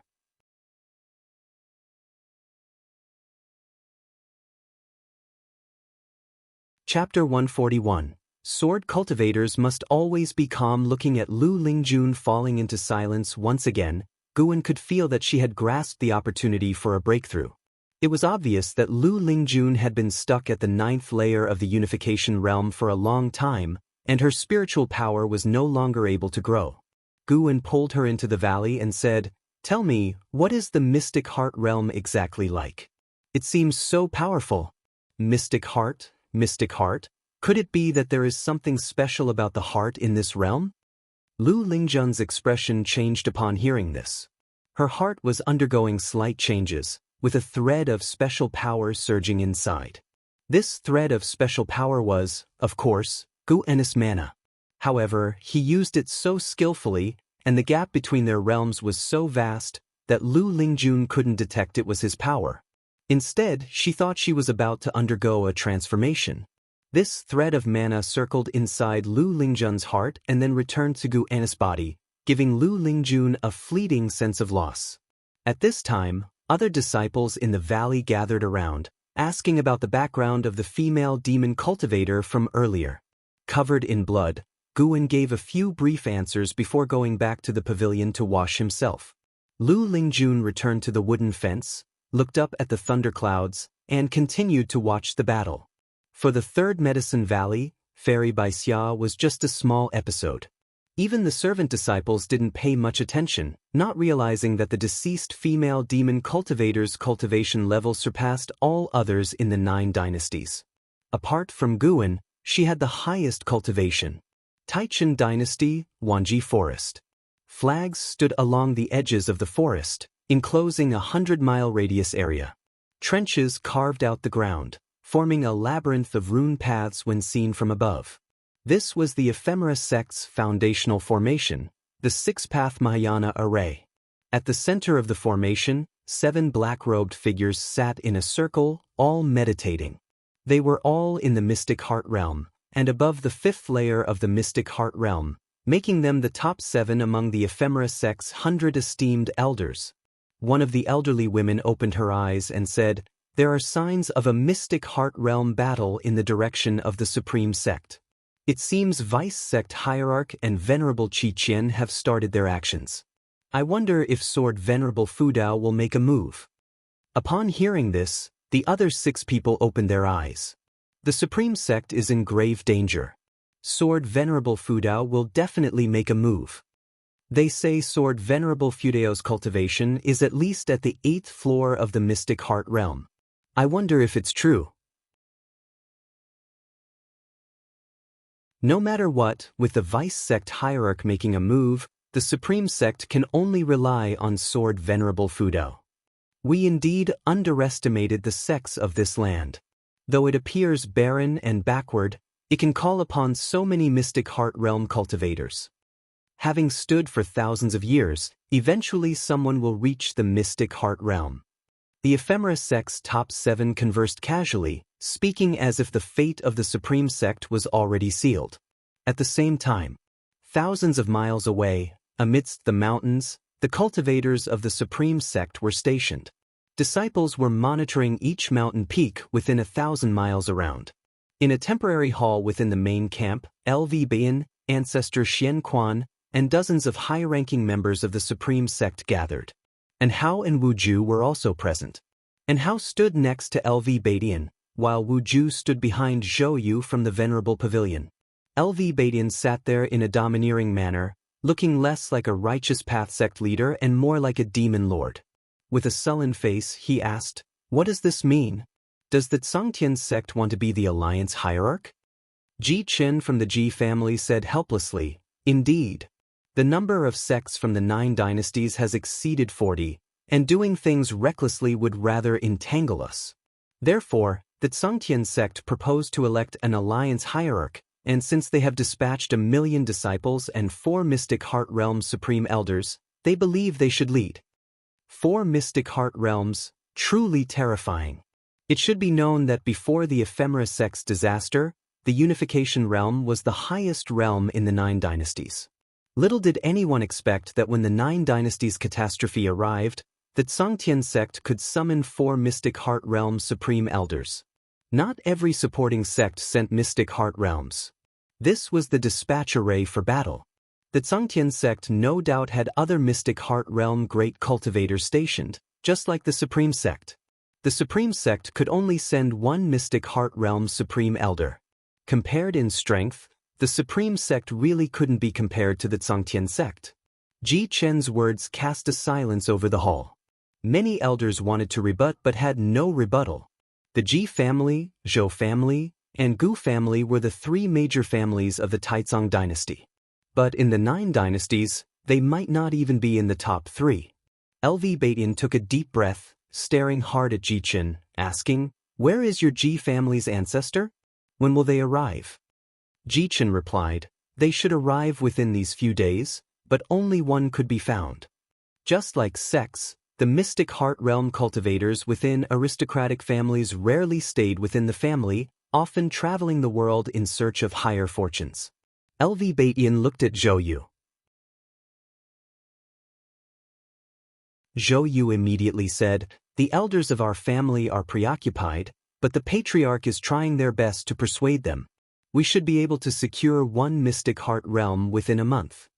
LV Baitin frowned, feeling quite displeased, as one of the 4 Zongtian sect's mystic heart realms bore the Zhou name. He then shifted his gaze to Gu Gua from the venerable pavilion. Gu Gua, calm and composed, said, "I can't say for sure. The elders of my clan have quirky temperaments. We can't be certain how many will come, but we will definitely contribute. Our Gu family has always been duty-bound to the 9 dynasties." LV Baitin chuckled. Watching this scene, and Hao was secretly amazed. It was his first encounter with the influence of the 3 major families. As strong as the sect leader was, even he had to speak politely. LV Baitin was overbearing in nature but showed restraint depending on who he was dealing with. Against the Chu family, he could suppress the whole clan, but against the 3 major families, he had to be courteous. Below the mystic heart realm, LV Baitin was unparalleled. But due to the ephemera sect, it was now the era of the mystic heart realm. "When I become the sect leader, all families must heed my command." And Hao swore to himself. In his mind, LV Baitin's troubles stemmed from not being strong enough. As long as he was strong enough, he wouldn't fear the whims of any force. Wu Ju didn't ponder so deeply, being aligned with the Zhou family. He found this meeting noisy. Without eliminating the ephemera sect sooner, the supreme sect's danger only increased. At this moment, an elder hurried into the hall, holding a jade scroll, and quickly said, "The sect is under attack by the ephemera sect's mystic heart realm." This statement caused an uproar, and Hao frowned, thinking of his sister and exit. Wu Ju clenched his fist, thinking of Gu, and LV Baitin asked, "How many mystic heart realms?" "1. So far, that's the information." "Then it's fine. Even if Ancestor Kusong is not a match, there's still Sword Venerable Fudao." LV Baitin smiled, his words easing the tense atmosphere. A female elder couldn't help but mutter, "Will Sword Venerable Fudao really make a move?" Although Sword Venerable Fudao had helped the Supreme Sect several times, his mysterious identity still left many unsure if he indeed belonged to the Supreme Sect. Especially when the sect's safety was at stake. The Supreme Sect. Under the rolling thunderclouds, Venerable Qi Qian and Ancestor Kusong were still in fierce combat. Each wielded their magic artifacts, constantly casting spells, creating massive shockwaves that caused the thunderclouds to roil violently. At this moment, Venerable Qi Qian was filled with confusion. Why hasn't the Vice Sect Hierarch made a move yet? Although his cultivation was higher than Ancestor Kusong's, both being in the Mystic Heart realm, it was difficult to eliminate Ancestor Kusong. He also had to guard against Sword Venerable Fudao's intervention. As time passed, his confidence gradually gave way to worry. "What are you waiting for?" Ancestor Kusong waved his horsetail whisk, boundless spiritual power condensing into thousands of green beams, attacking Venerable Qi Qian along different trajectories, spanning miles, forcing Venerable Qi Qian to dodge. This first battle of the Mystic Heart realm was strenuous for Ancestor Kusong, but he could see that the opponent was wary of others, making it hard for him to focus on the battle. Ancestor Kusong thought of the mysterious sword Venerable Fudao. Venerable Qi Qian didn't respond. He suddenly shifted direction, heading towards an outer gate city. Ancestor Kusong followed closely behind. On the other side, in the third Medicine Valley, Guwen changed into a fresh robe and then went downstairs to join Lu Lingjun. Lu Lingjun had once again entered a state of path enlightenment. Her right hand rested on the wooden railing, and seeing this, Guwen also placed his hand on the railing. Even though he was in the Nirvana realm, Guwen couldn't change the fate of others. But for someone like Lu Lingjun, who already had one foot in the mystic heart realm, he could lend a hand, helping her break through sooner. Guided by his mana, Lu Lingjun's spiritual power flowed into her heart, causing nature's spiritual energy to pour silently into her body. At this moment, Guwen sensed something, looked up, and frowned, a flash of displeasure in his eyes. Venerable Qi Qian was approaching the third Medicine Valley, more precisely the Outer Gate City. Where is Sword Venerable Fu Dao? If you don't act soon, your comrades will die in your sect. Venerable Qi Qian's voice echoed, filled with murderous intent, reaching the ears of the million disciples of the Supreme Sect. At the edge of the heavenly repair platform, Yi Lan and a group of law enforcement hall disciples guarded a corner. She looked up, seeing the roiling thunderclouds, feeling a heavy pressure. She could sense Venerable Qi Qian approaching, and the oppressive aura grew stronger. She clenched the white spirit sword in her hand. Thousands of cultivators were on the heavenly repair platform, but only a few remained calm and meditative. Mad swordsman Han Ming had long since returned to the dynasty. Zhuo Lin stood beside his father, Zhuo Yijin, nervously asking, "Father, are we not leaving yet?" Zhuo Yijin held the investiture of the gods, calmly saying, "Where can we go?" "But, trust Sword Venerable Fu Dao." Listening to his father's words, Zhuo Lin wanted to curse. You trust the investiture of the gods. He really wanted to tear apart the investiture of the gods in Zhuo Yijian's hands. Far in the third Medicine Valley, Guwen had already used divine sense to cover the Outer Gate City, locking onto someone. "It's decided it will be you." Zhuo Yijian seemed to sense Zhuo Lin's anger. He turned to the next page, saying, "Son, when faced with matters, don't rush.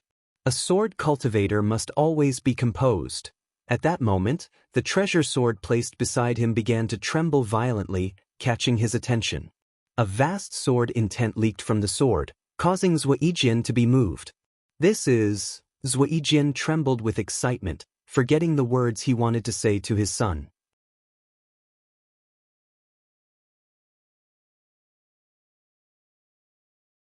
Chapter 142 Valley Master touches your hand? Is that not okay? When Zhuo Yijian trembled, Zhuo Lin also noticed the unusual movement of his treasure sword. The vast sword intent made the scabbard shake violently. Under Zhuo Lin's shocked gaze, the scabbard, along with the sword, floated up. Zhuo Yijian stood up, staring at his sword, believing he hadn't perceived it wrongly. This was Sword Venerable Fu Dao's sword intent. On the heavenly repair platform, more and more people felt the sword intent of Sword Venerable Fu Dao, including Yi Lan. She turned her head, looking far towards Zhuo Yijian's direction with a look of astonishment. Boom! Suddenly, the thunderclouds burst open, and the outer city instantly brightened. A violent wind descended from the sky, causing the buildings in the city to tremble. Outer disciples and servant disciples with low cultivation levels were pressed to the ground, everyone struggling to lift their heads to see. A huge hole appeared in the thunderclouds above the outer city, with a diameter reaching tens of miles. The thunderclouds failed to reform, and under the sunlight, Venerable Qi Qian and Ancestor Kusong were engaged in a fierce battle. The two were 100 zhang apart, continuously casting spells, their spells colliding and creating strong winds and intense light. The terrifying pressure twisted the city's protective light shield violently, on the verge of breaking. "Father, this is..." Zhuo Lin looked incredulously at Zhuo Yijian, his voice trembling. Could his father be the mysterious Sword Venerable Fu Dao? Others were also having the same thought, as this sword intent was overwhelmingly powerful. Even Venerable Qi Qian in the high sky felt that sword intent. His gaze turned towards Zhuo Yijian, locking onto him, his brow furrowed. Could this person be Sword Venerable Fu Dao? At this moment, Zhuo Yijian suddenly half-knelt, looking at his constantly quivering treasure sword, and shouted, "Please, Sword Venerable, save our sect." As his words fell, clang, the sound of the sword leaving the scabbard tore through all the noise of the world. Venerable Qi Qian jumped away abruptly, retreating to the top of the thunderclouds, distancing himself from ancestor Kusong. He looked down at the heavenly repair platform, his 18 golden short knives gathering into a long knife before him, his expression manic with laughter, and shouted, "Sword Venerable Fudao, come out quickly. Let me see how powerful you are." This voice resounded throughout the supreme sect. He wasn't just provoking Sword Venerable Fudao, but also passing a message to the vice sect hierarch, urging him to come quickly. He was a cultivator of the 5th layer of the mystic heart realm. Even if he couldn't defeat Sword Venerable Fudao, holding him off for a while wouldn't be difficult. However, the only response was the sound of something breaking through the air. As soon as Venerable Qi Qian spoke, the treasure sword before Zhou Yijian suddenly aimed at Venerable Qi Qian. The terrifying sword intent exploded instantly, sending everyone around flying away. The entire city saw a chilling light shoot out from the city, soaring to the sky, unstoppable. In his backward motion, Zhou Lin saw the chilling light cleaving through the sea of thunderclouds in the sky, as if splitting the heavens in half, shocking his eyes. Venerable Qi Qian was also frightened by the sudden, attacking treasure sword. That was fast. Unable to dodge in time, he instinctively raised the long knife in his hand, but he couldn't bring up the knife faster than the speed at which the treasure sword was coming. With a boom, the long knife in his hand shattered. As the sword tip neared him, the horrifying sword chi of the Taizong divine shocking sword erupted abruptly, crushing his flesh. With one sweep of the sword, Venerable Qi Qian's figure vanished. Where the sword passed, the sea of clouds split, leaving a grand and unparalleled sword chi mark in the sky. A renowned great cultivator of the mystic heart realm couldn't even escape with his primordial spirit, not to mention using his mystic heart divine power. The gap was too vast. Venerable Qi Qian had no power to resist. Ancestor Kusong, suspended high in the sky, his robes fluttering and white hair blowing, looked at the direction where the sword chi went. This supreme elder was dumbfounded, unable to stay calm. Having fought with Venerable Qi Qian, he deeply understood the terror of this demon cultivator, feeling an unfathomable depth. Such a powerful existence was killed by Sword Venerable Fudao with one slash? From beginning to end, Sword Venerable Fudao never showed up. The sound of something breaking through the air came again, and the treasure sword flew back from the horizon, drawing a perfect arc in the sky, finally falling into the heavenly repair platform. Clang! The sword blade plunged into the platform, sparks flying, the sword body shaking violently, creating afterimages. Laying on the ground, Zhou Yijian looked at his treasure sword, unable to close his mouth. The entire city was silent. Far away in the 3rd Medicine Valley, Gu En's lips curled up, the lifespan-stealing prompt appearing before his eyes, proving Venerable Qi Qian was indeed dead.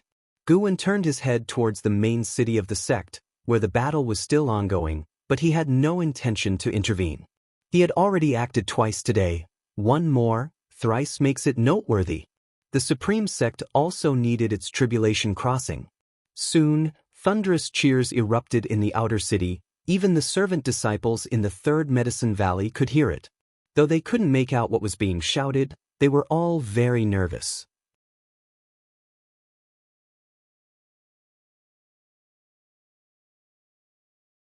She had been immersed in the recollection of her path enlightenment and hadn't shrugged off Gu En's hand, which seemed absurd to her on reflection. Gu En coughed awkwardly, saying, "I was scared at the time, don't mind it. I've never had a man hold my hand before."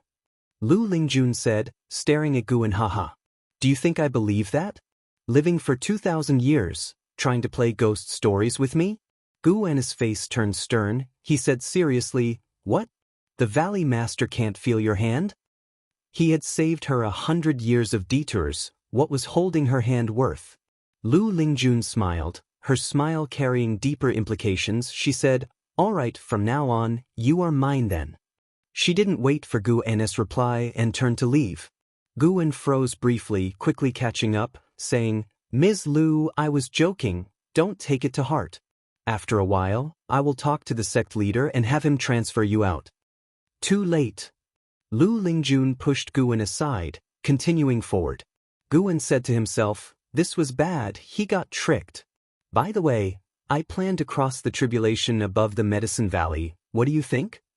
Lu Lingjun's voice trailed as she stopped and faced away from Guan. Guan frowned, asking, crossing the tribulation requires a lot of preparation. Why not wait for the sect leader to return? I'll ask him to take you to the tribulation area. I can't wait. With your strong ties in the Supreme Sect, if anyone comes, you speak for me. Don't worry, I won't affect the medicinal herbs in the valley. With that, she leapt up, flying thousands of feet high. A green lotus flew out from her sleeve, rapidly expanding. She stepped into the lotus and sat down. This scene made the servant disciples exclaim. Xiaochuan approached Guan again, asking what Lu Lingjun was doing. Guan looked up at Lu Lingjun, replying, she's going to cross the tribulation. As he watched, Lu Lingjun kept waving her hands, and one magic artifact after another flew out, quickly forming circle after circle of formations around her. He suddenly became interested, wanting to see how terrifying a heavenly tribulation in the mystic heart realm was. Crossing the tribulation? Xiaochuan was stunned, his gaze shifting to the sky where Lu Lingjun was. In the Wanji forest, within the 6 Paths Mahayana array, a group of 7 figures suddenly saw a black flame appear among them, startling them to their feet, who then bowed. Greetings, sect hierarch. The 7 figures said in unison, drawing the attention of the cult followers arranging the offerings nearby. The offerings were all living people, each stuck with talisman paper, unable to move. The place where they stood was encircled by formations, their faces filled with terror, some even fainted from fear. Where is the vice sect hierarch? A tired voice came from within the black flame, belonging to Butcher Immortal Jing, the ephemera sect's sect hierarch.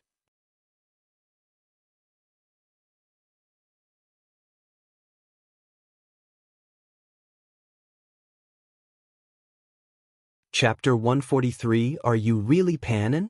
The masked elder's voice fell, and the floating black flame halted. The other 6 all lowered their heads, their expressions fluctuating between dark and light. After the battle with the Supreme Sect, their dread of the sword Venerable Fudao reached a new height. The masked elder continued, during this period the main branch's losses have amounted to 20% of the congregation, among them 17 cultivators of the unification realm. We cannot determine the life or death of the vice sect hierarch. Do you have any way to ascertain this, sect leader? Upon hearing this, Butcher Immortal Jing's voice came from within the black flame. The vice sect hierarch is unrestrained. Even I do not know her whereabouts, but she cannot be dead. Unless a Mahayana cultivator is born in the 9 dynasties land, and even if there were one, to kill her would be no small feat. Have you felt the suppressive aura surpassing the mystic heart realm? The masked elder replied, no, but the sudden disappearance of the vice sect hierarch makes me have to consider it seriously. Rest assured, she is perhaps entangled in some matter, not dead without a trace. Moreover, I have already cast a spell on myself, no route for return. Continue finding sacrifices, the more the better. I need to glance at the heavenly destiny in one fell swoop. The voice of Butcher Immortal Jing rang out, and 7 figures replied in unison. Chentang Dynasty, 3 Pure Ones Mountain. This sect, honored by the dynasty as a land of immortals, was hidden within a lake, with majestic peaks only faintly visible like a mirage. Under an old tree, Liya sat cross-legged, facing away from the cliff. The North Sea heavy sword stood beside him as he propped his hands on his knees, his eyes fixed on the chessboard on the ground, showing a troubled expression. He groaned, unable to help but rub his scalp. At this moment, a soul body descended from the old tree. It was the soul of the ancestor of the Li family, looking even more solid than before. Ha ha boy, I told you long ago, the assessment of 3 Pure Ones Mountain is extremely difficult and requires innate wisdom. Your comprehension is still insufficient, far from mine. In those days, I solved the chess puzzle in only 3 years, but judging by your look, you might not succeed even in 10 years, the ancestor of the Li family said gleefully. Liya glared and cursed, what kind of ancestor are you, hoping your descendants are inferior to you? I don't believe I'm truly worse than you. The ancestor of the Li family chuckled, My master predicted that the Li family would produce a person of heavenly destiny to help me overcome tribulations. I thought it was you, but now it seems it might be someone else. Child, why not give up cultivation, go down the mountain, get married, and give birth to the person of heavenly destiny as soon as possible? Li Ya, furious, immediately stood up and drew the North Sea heavy sword, ready to strike at the ancestor. What are you two arguing about again? An elderly voice came. Li Ya turned his head, seeing a figure emerging from the mist. It was an elderly Daoist in a green robe, with white hair yet youthful features, holding a horsetail whisk that seemed to carry threads of cloud, full of celestial air. He quickly saluted, "Disciple greets martial master." The ancestor of the Li family also saluted the green-robed Daoist, "Greetings, master." This green-robed Daoist was known as Daoist Tianshu, with an ethereal and immortal bearing, like a true immortal of the mortal world. Daoist Tianshu landed on the cliff, smiling. "Who says the person of heavenly destiny hasn't been born? I calculated before, and the Li family's chi fortune has shown signs of soaring, indicating that the person of heavenly destiny has already been born." The ancestor of the Li family chuckled. "I was just teasing this boy. He's arrogant and needs to temper his spirit, or else he'll cause trouble for me after descending the mountain." Daoist Tianshu waved the horsetail whisk, causing the chessboard on the ground to turn to ashes, vanishing into smoke. Li Ya frowned and asked, "Martial master, what are you doing?" He felt anxious inside. Could it be that even the martial master thought he had no innate wisdom? Daoist Tianshu smiled. "The great calamity of the 9 dynasties is descending, and the tribulation is ever more dangerous, possibly endangering 3 Pure Ones Mountain itself. Thus, I cannot continue to test you.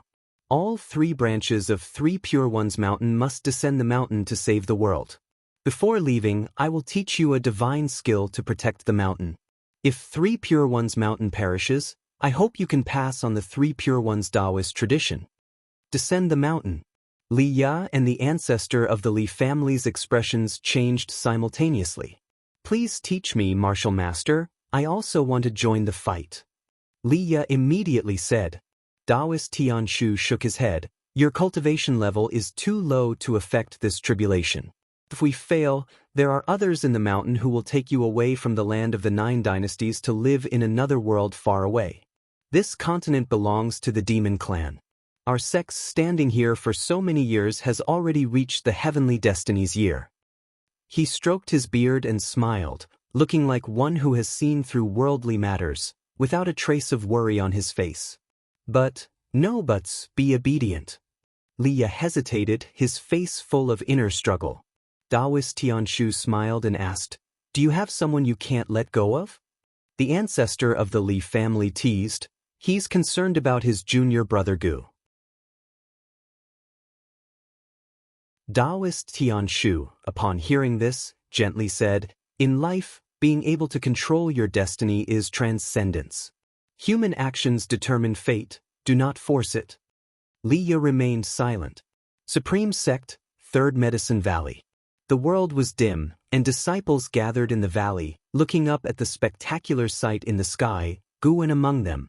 They saw bolts of heavenly lightning crashing down, all intertwining at a single point where Lu Lingjun had set up a formation. Golden lightning resembling dragons fell, causing the formation to burst forth with rainbow light, sweeping across the sky with great momentum. At a distance, on the mountain peaks surrounding the 3rd Medicine Valley, many Supreme Sect cultivators stood, ranging from cultivators to elders, with their cultivation levels at least at the core formation realm, watching Lu Lingjun's lightning tribulation and discussing. The range of the lightning tribulation extended over 100 miles, with red light emanating from the thundercloud region, looking like a heavenly eye. In front of this heavenly eye, the 3rd Medicine Valley seemed insignificant. Fortunately, the heavenly lightning focused solely on Lu Lingjun, otherwise the valley would have faced catastrophic destruction. Gu Zong stood beside Guan, sighing, "The mystic heart realm is indeed ineffable. Just witnessing the tribulation fills me with endless thoughts." Lu Lingjun's tribulation had lasted 3 days. with the divine might being most terrifying yesterday but weakening today. Even so, each bolt of heavenly lightning now could still kill a Unification Realm cultivator. Looking up, one could see Unification Realm great cultivators guarding each direction in the sky. Knowing that Lu Lingjun was an inner sect elder, the Supreme Sect rejoiced, even assisting in setting up the formation. Whenever the formation was about to disintegrate, the Unification Realm elders would step in, using their spiritual power to maintain it. This demonstrated the unity of the Supreme Sect to Guan. Some doubted Lu Lingjun's identity, until Gu Zong said that even if she were a demon cultivator, succeeding in the breakthrough, she would not be a match for the sword Venerable Fudao. These words dispelled all worries. Guan also sighed. I never expected that among the servant disciples the sect leader casually assigned me, there could be one with such formidable cultivation. I truly am thrice fortunate. Gu Zong laughed. Perhaps you possess the great fortune of energy movement, capable of writing the investiture of the gods. In the unseen, maybe you are a reincarnated great power, recalling events of your previous life. Guan rolled his eyes at him. Truly imaginative. I indeed have a past life. In my past life, I am a descendant of Yan and Huang. Gu Zong's words were just for humor, but he was also very curious about how such a powerful mystic heart realm cultivator could emerge from Gu An's Medicine Valley.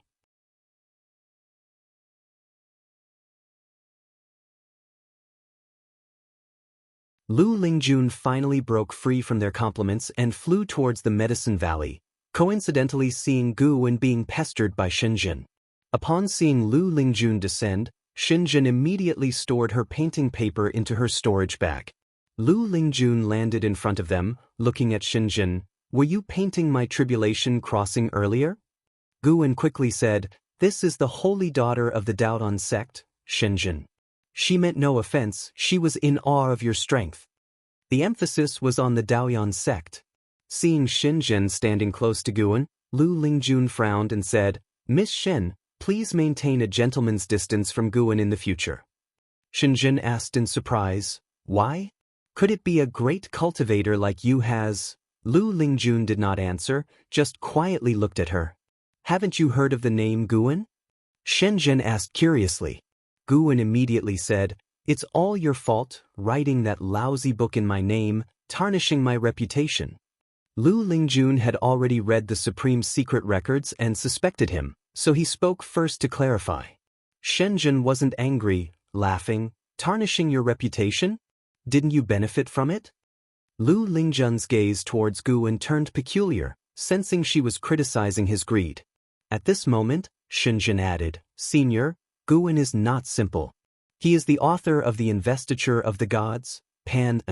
You should keep him in check, as there are many women who admire him. After speaking, she saluted Lu Lingjun and turned to leave. Guan sensed trouble. Lu Lingjun did not pay attention to Shenzhen, but instead looked intently at Guan, asking, Are you really Panin?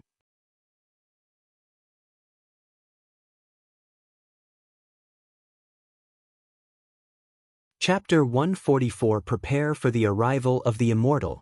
Guan spent quite a while dealing with Lu Lingjun before sending her away. Of course, another reason was that Lu Lingjun also needed time to adapt to the mystic heart realm.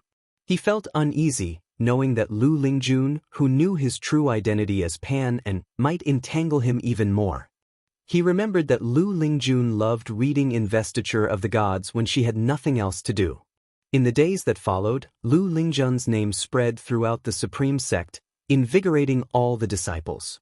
The 3 words Mystic Heart Realm were enough to boost the morale of the entire sect. The news quickly reached the Taichen dynasty. All the cultivators in the Supreme Sect's main stronghold were very excited upon hearing this. During this time, they deeply realized the terror of the Mystic Heart Realm. It was no exaggeration to say that the only factor determining the outcome of the battlefield now was the Mystic Heart Realm. No matter how many Unification Realm cultivators there were, they couldn't match up to the Mystic Heart Realm. LV Beiyin was very pleased, explaining that he had personally recruited Lu Lingjun into the Supreme Sect. This also reassured those higher-ups who felt unfamiliar with Lu Lingjun. A mysterious great cultivator of mystic heart realms suddenly appearing, especially at this critical moment, naturally aroused suspicion among the authorities. They began to request LV Beiyin to summon Lu Lingjun to join the battle. Solely relying on ancestor Xian Quan was too weak an involvement for the supreme sect in this war. Within the Nine Dynasties alliance, they hardly had any significant voice. It was an incredible humiliation for the supreme sect, which had just held a golden list competition. LV Beiyin temporarily suppressed these requests, wanting to leave Lu Lingjun time to consolidate her cultivation level. Later, under the leadership of the Zongtian sect, the Nine Dynasties sects occasionally launched attacks on Wanji Forest.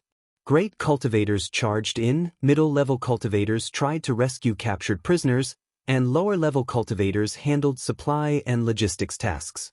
No matter how hard the Nine Dynasties sects tried to break through, they could not penetrate the Mahayana array of the ephemera sect.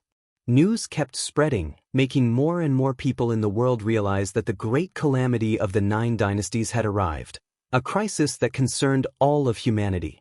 Autumn arrived. Lu Lingjun had been in seclusion for a month, and during this time, Guwen did not disturb her. Guwen still traveled back and forth to various medicine valleys.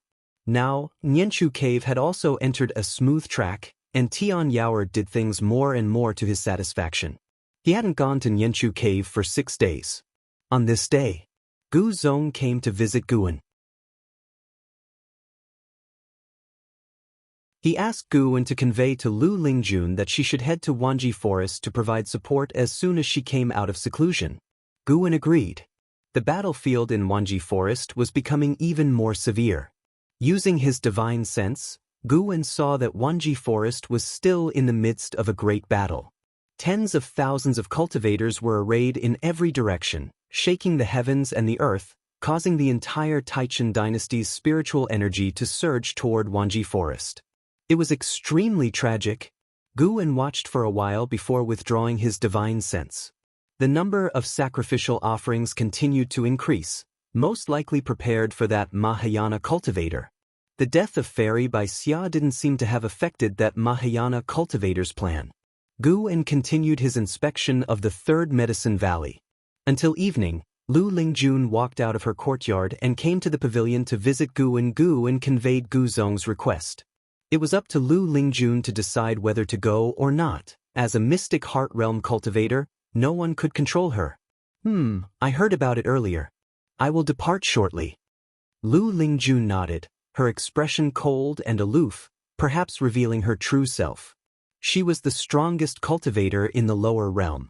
No longer hiding her cultivation, she didn't disguise her nature anymore either. Guwen looked at her, wondering why she hadn't left yet. Lu Lingjun stared at him and said, I can sense many mystic heart realm auras in Wanji Forest, and there's even one that makes my heart palpitate. This journey likely holds great danger.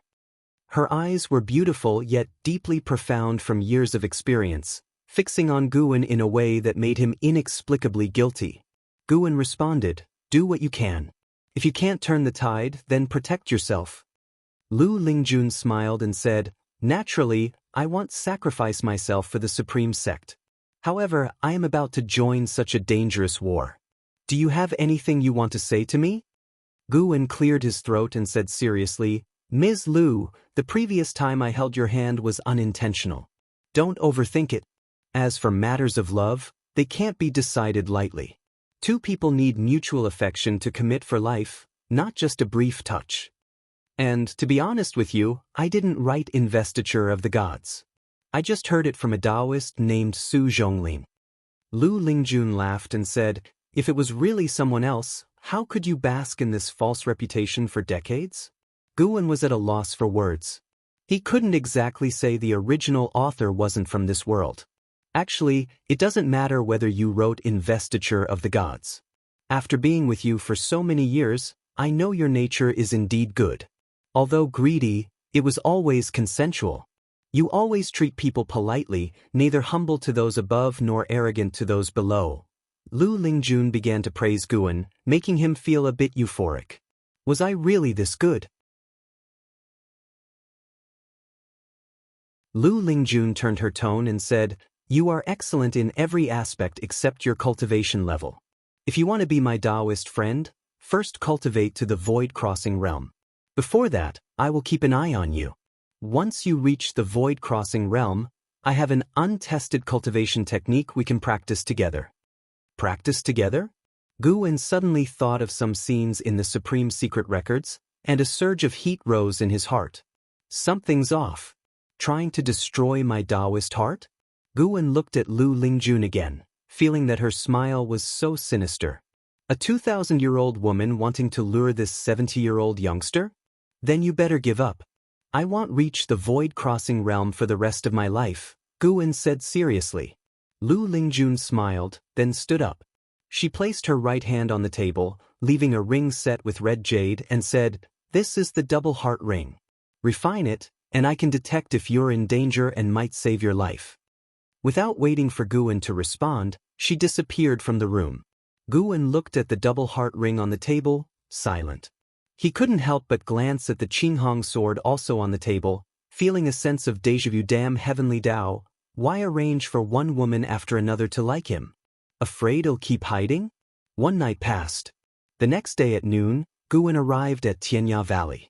He found only Luo Hun left in the valley. He found Luo Hun and asked where Lv and Iluyan had gone. They followed His Majesty on a campaign to the Taichen dynasty. His Majesty said that since the world is in trouble, as an emperor he must contribute, Luo Hun replied, his face full of admiration. Had Li Xiandao not left him to guard the valley, he too would have wanted to join the battle. Guwen didn't expect Li Xiandao to have such a sense of duty. He didn't comment much, just nodded, then turned and walked toward the park. So, Guwen waited for another half a month. He stood at the window of the Mystic Valley Pavilion, using his divine sense to look at Wanji Forest. Lu Lingjun was fighting a Mystic Heart Realm cultivator, with several others battling nearby. The mountainous area within 1,000 miles had become a wasteland, covered in dust. As far as the eye could see, there were corpses everywhere, a shocking sight. That Mayana cultivator still hadn't shown up. Guwen couldn't believe it. Could he really keep hiding forever? If that mysterious sacrificial array started and the enemy still hadn't appeared, he would have to act to prevent the 9 dynasties' cultivators from being entirely wiped out. After all, there was still a demonic calamity to deal with later. Guwen looked towards the 9 Nether Road, which had already become the territory of the Ephemera sect. Within 1,000 miles, ephemera flowers could be seen everywhere.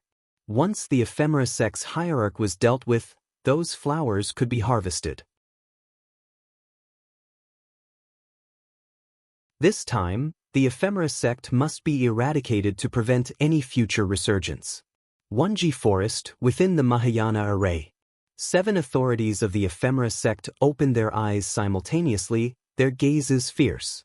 The masked elder at the lead spoke first. "Ladies and gentlemen, the auspicious time has come. Prepare to activate the formation and welcome the hierarch." He stood up, and the other 6 followed suit. "Finally, we've waited long enough. Rumor has it Taichen harbors a divine beast, Qin Snake. Who knows if this sacrifice will attract it? Such an ethereal legend, so many have died, yet Qin Snake has never appeared. Speaking of which, the sword Venerable Fudao hasn't shown up. I'm somewhat relieved. It seems he is wary of us. He guards the Supreme Sect only because it threatens him. Even without us, the 9 dynasties would face extermination. Great cultivators like him pursue longevity. To live long, one must avoid peril, naturally not subjecting themselves to danger." Their tone was relaxed, feeling confident that their plot was about to succeed. Then, they each stepped back and began casting spells. Rumble. The ground beneath them split apart, and massive tree roots broke through the earth. They stepped on the roots and rose into the air, distancing themselves from the ground. Meanwhile, all the great cultivators fighting in the distance sensed an ominous aura. Lv Badian turned and looked, his brows furrowed. He muttered 3 words, "Ephemeral tree." This ephemeral tree was far more terrifying than the one on 9 Nether Road. The aura, as if from the 9 Nether world, struck fear into everyone's hearts. On the ground, countless human prisoners stared in horror at the colossal tree rising, dwarfed even by its leaves. Thousands of miles away, Lu Lingjun, wielding dual swords and surrounded by a golden sash like a coiling dragon, turned her head to see the silhouette of the origin tree of ephemera on the horizon. A small snake emerged from her coiffure, flicking its tongue. What a terrifying aura! This is no joke. Having fought this long, we've repaid our debts. It's time to flee. This little snake was none other than the white spirit demon emperor who had ascended with her, bearing Unification Realm 8th floor cultivation. Hundreds of feet away, a mystic heart realm great cultivator of the ephemera sect, trapped by Lu Lingjun's formation, laughed maniacally while resisting. Thinking of fleeing? It's too late. Prepare to welcome the immortal. Immortal? Lu Lingjun frowned, and the white spirit demon emperor was also startled. Looking at the great cultivator, it asked, "If you had an immortal, wouldn't you have conquered the 9 dynasties long ago?" The great cultivator kept a smile without explaining and began to break the formation with all his might. Elsewhere, mystic heart realm cultivators also paused their battles. The 9 dynasties cultivators looked in horror at the origin tree of ephemera, while the ephemera sect members grew excited, confident of their victory.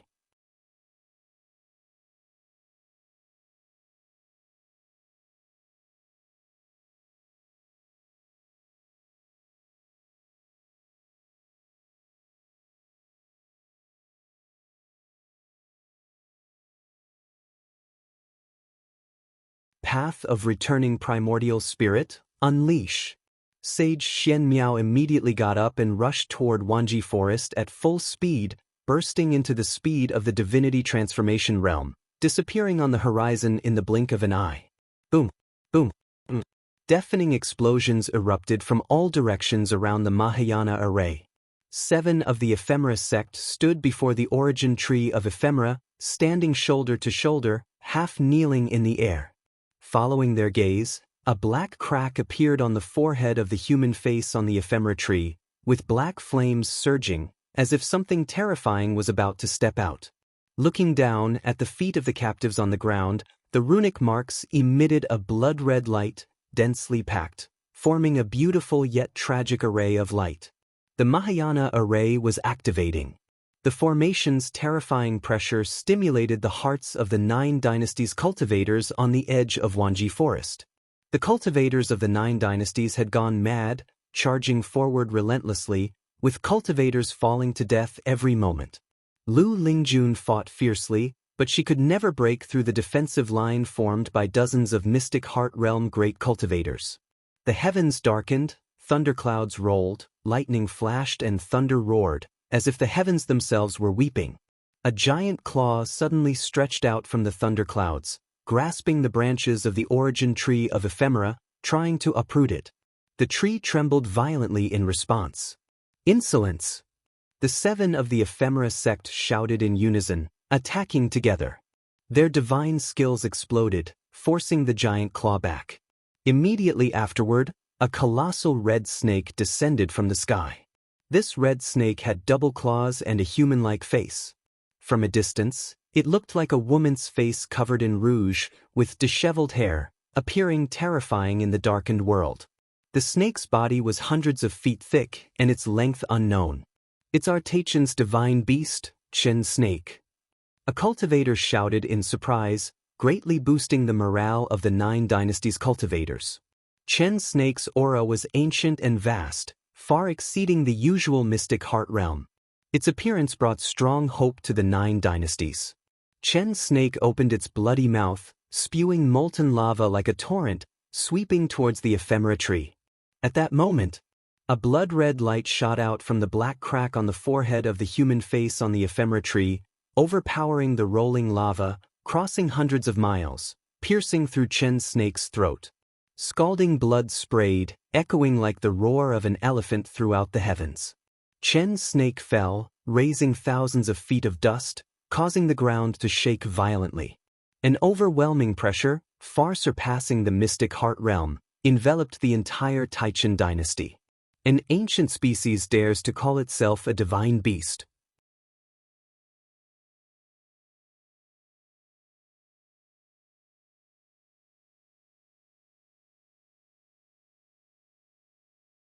Chapter 146 Heaven Opens Its Eyes.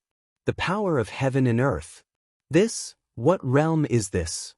Under the thundering clouds, LV Baton stood on his magic artifact, filled with fear as he gazed at the origin tree of ephemera, murmuring to himself. Even he, at the 9th layer of the unification realm, felt this way, not to mention those with a lower cultivation level.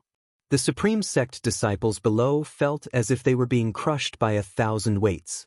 They began to descend, forcing their formation to break. What are we facing? Impossible? Impossible? Could the ephemera sect truly have an immortal? What should we do? Is there really no hope? We still have the sword Venerable Fudao. If he arrives, there might be a glimmer of hope. While the disciples of the Supreme Sect clung to a sliver of hope, the other sects had plunged into utter despair. Daoist Tianshu from the Three Pure Ones Mountains stared at the origin tree of ephemera, his face pale.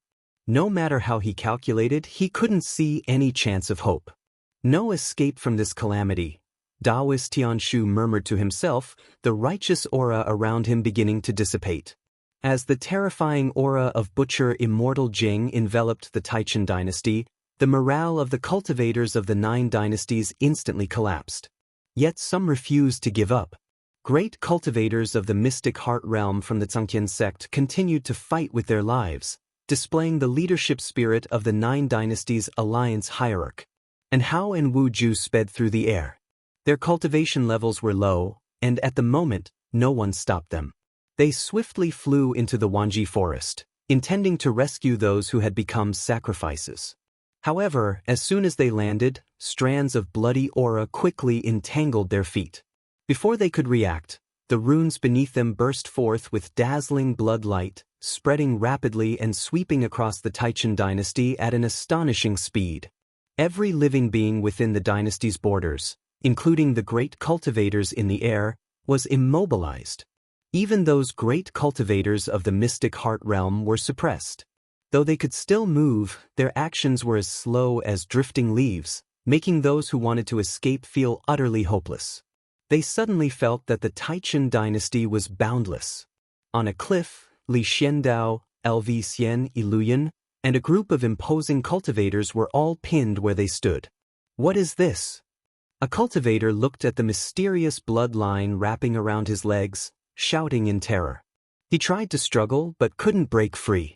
What made him most desperate was the realization that his control over his own body was slipping away. LV Xian lowered his head, his eyes filled with astonishment. Li Xiandao gazed into the distance, his expression calm, as if he did not fear this disaster at all. This is the Mahayana array, which requires the power of a Mahayana realm cultivator to activate. Do you know what the Mahayana realm is?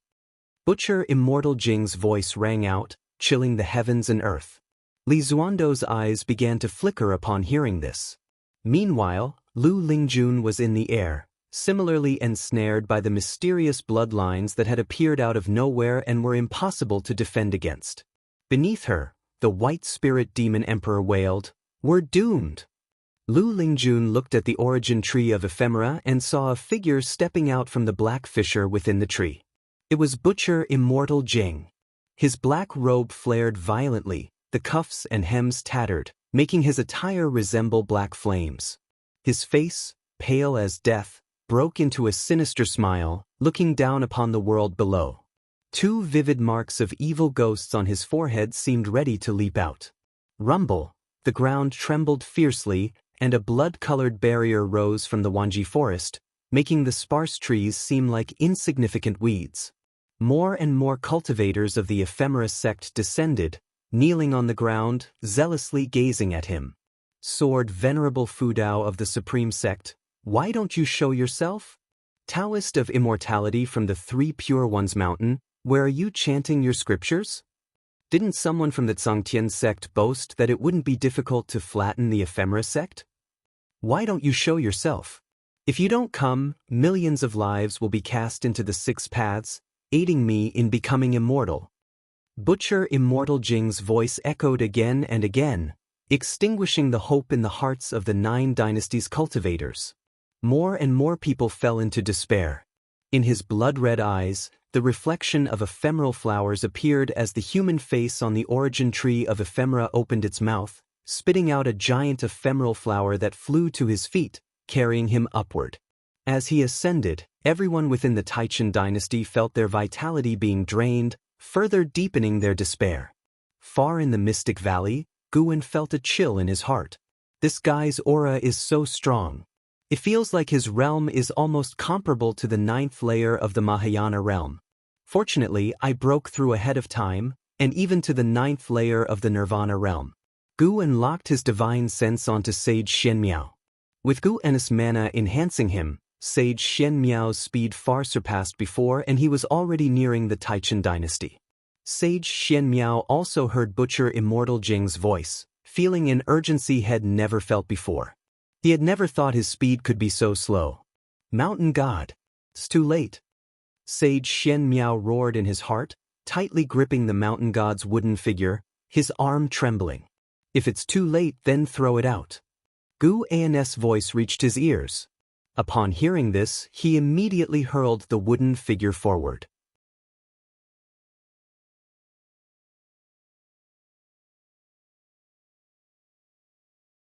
No, what is this? Who? Sect Hierarch, save me! Spare me! Spare me! Countless screams and cries erupted, plunging the earth into despair. The 9 dynasties' cultivators scrambled to dodge, but soon realized that the vines and trees bypassed them, targeting only the ephemera sect cultivators. Daoist Tianshu of the 3 Pure Ones mountain hovered in the sky, overlooking the earth. Dust rose like an ocean, boundless, as if covering the entire mortal world. The trees twisted like azure dragons, mysterious and grand, shattering this mystic heart realm great cultivator's perception and cognition. He could not imagine such mighty power. It was as if heaven and earth were punishing the ephemera sect. Not only him, but all the great cultivators of the 9 dynasties were watching this shocking sight. No matter how high they flew, they could not see the end of the sea of trees. The entire land was engulfed in a sea of dust, with countless trees growing rampant. Lu Lingjun stared dumbfounded at the scene, unable to believe her eyes. The power of heaven and earth. Heaven has opened its eyes. The white spirit demon emperor cried out in excitement, the bloodlines on its body beginning to dissipate. It regained control of its demon body. On a mountain top in the North Sea Mountain, Guwen stood on the cliff, facing the wind, displaying the majesty of an immortal. The wooden figure given to Sage Xianmiao was merely a decoy to make Butcher Immortal Jing believe that the approaching entity was only a Mahayana realm cultivator. Guwen used the mana on the wooden figure to lock onto Butcher Immortal Jing from a distance, then used his full power to kill Butcher Immortal Jing. Mentally intense, but the process was brief. A series of prompts flashed before Guwen's eyes as he shifted his right foot slightly. Within 10,000 li of the Taichen dynasty, the vast sea of trees came to a halt, each tree spine-shaking the eyes of all living beings. Guwen turned, the wind lifting his black hair, and he walked into the forest, disappearing into the darkness as if he had never appeared. Meanwhile, Sage Xianmiao was still rushing towards the Taichen dynasty. When he reached its border, his speed began to slow. Staring at the towering, curving trees before him, he was struck with awe. Could this be the power of the mountain god? Sage Xianmiao descended slowly, landing on a cliff, standing as Guwen had done before, the wind blowing against him. Unlike Guwen's calm, his face was filled with shock. His eyes showed a mixture of surprise and reverence. Suddenly, he felt a deep sense of fear. He had been so rude to the mountain god, yet the mountain god had shown him mercy. The stark contrast between the modest mountain god and the magnificent spectacle before him overwhelmed his heart. He slowly knelt down, his knees mere inches from the cliff edge. To serve for a lifetime, it turns out to be my honor.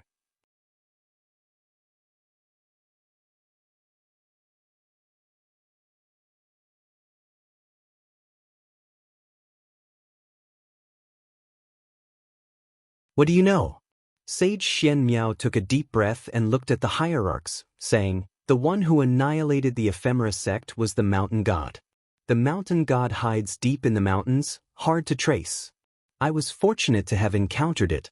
Earlier, the mountain god gave me a wooden figure, telling me to use it to save the world. All of this was caused by that wooden figure. As he spoke of this, his face was full of reverence. The hierarchs all started questioning, making the area noisy. Liang Zhonghai seemed to recall something and immediately waved his hand towards the distance. Soon, a cultivator flew over, holding a wooden figure. Liang Zhonghai summoned the wooden figure from a distance, grasped it, and then asked Sage Xianmiao, "Friend, is this the wooden figure?" Sage Xianmiao immediately nodded, saying, "This is the mountain god's wooden effigy, do not offend it." Everyone's attention fell on the wooden figure in Liang Canghai's hand, making him feel it was scorching hot. Some still doubted Sage Xianmiao's words, then Daoist Tianshu suddenly cast a spell, immobilizing Sage Xianmiao, and waved his horsetail whisk across his forehead, drawing out a vision. Everyone saw Sage Xianmiao kneeling in the woods. Before him on a branch squatted a little white-clothed figure. Seeing this white-clothed figure, Liang Zhonghai was so frightened that he dropped the wooden figure. Identical. This mountain god was so small, yet it made the people present believe it indeed was the mountain god. The 9 dynasties' land is about to face utter disaster. Once all the people of the 9 dynasties die and demons invade, no one will be left to worship you. Who said only humans can worship me, and who told you I only protect the human race? If you want me to act, it's not impossible, but what? What do you want? I want you to be my slave for all eternity, to serve my shrine, to guard it forever, never to be free. Listening to the mountain god's words, everyone's spine tingled with cold. The previous conversation left them puzzled about the mountain god's intentions, but the last words made them feel the mountain god's terrifying, unpredictable nature. Trading with immortals and gods came with a heavy price. In the tense weight of everyone, in the vision, Sage Xianmiao looked up and said words that shocked everyone's hearts. "All right, I willingly become the mountain god's slave, just ask the mountain god to save the world. Take it and save the world." The mountain god threw Sage Xianmiao a wooden figure, then Sage Xianmiao stood up, saluted, and left with the figure. The vision abruptly ended here. Daoist Tianshu's expression changed slightly, suddenly spewing a mouthful of reverse blood, his face turning pale. Sage Xianmiao regained his movement and frowned at Daoist Tianshu. The other hierarchs looked at Sage Xianmiao with complex expressions. Sage Xianmiao's spirit of sacrificing himself for the people made them deeply admire him, truly worthy of being the sole disciple of the Taiching lineage from the 3 Pure Ones mountain. Knowing the mountain god's existence made them feel relieved. Compared to the so-called power of heaven and earth, the mountain god was more reassuring. Moreover, from the mountain god's words, it seemed he didn't care much about the mortal world.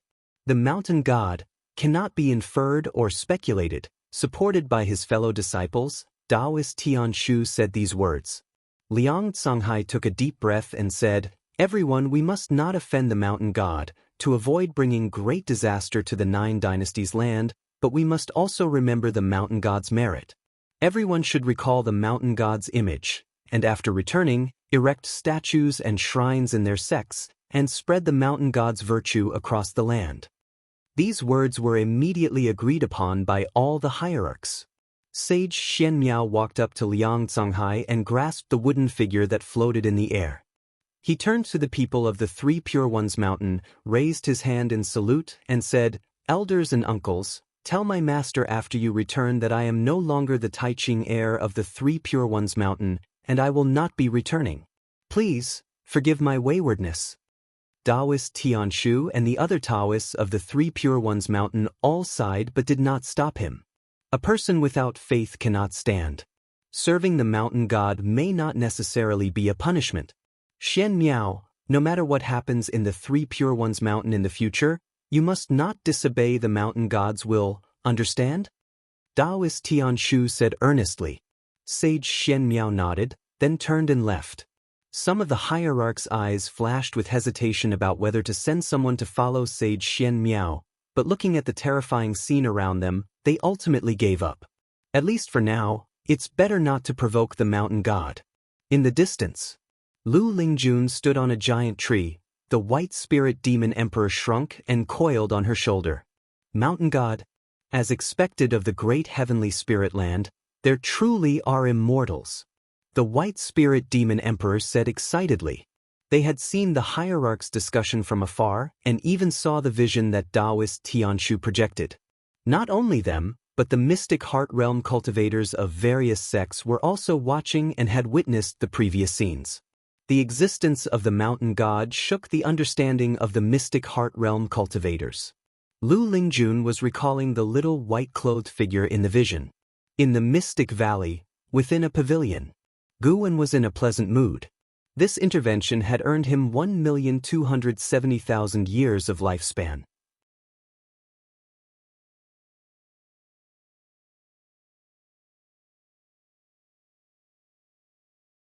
Over the next period, every time Guwen went to the outer city, he could hear people talking about the mountain god. The outer city had already built a mountain god Daoist temple where people burned incense and prayed, making it very lively. At the same time, the 9 dynasties sects were purging the world of ephemera. Within less than a month, 90% of the ephemera across the land had vanished, with the remaining sparsely distributed. Guwen couldn't be bothered to collect more. Even so, his harvest was still massive. You're tuning in to the Wang Lin's Journey YouTube channel. Don't forget to subscribe and join us on this journey to catch the most captivating stories.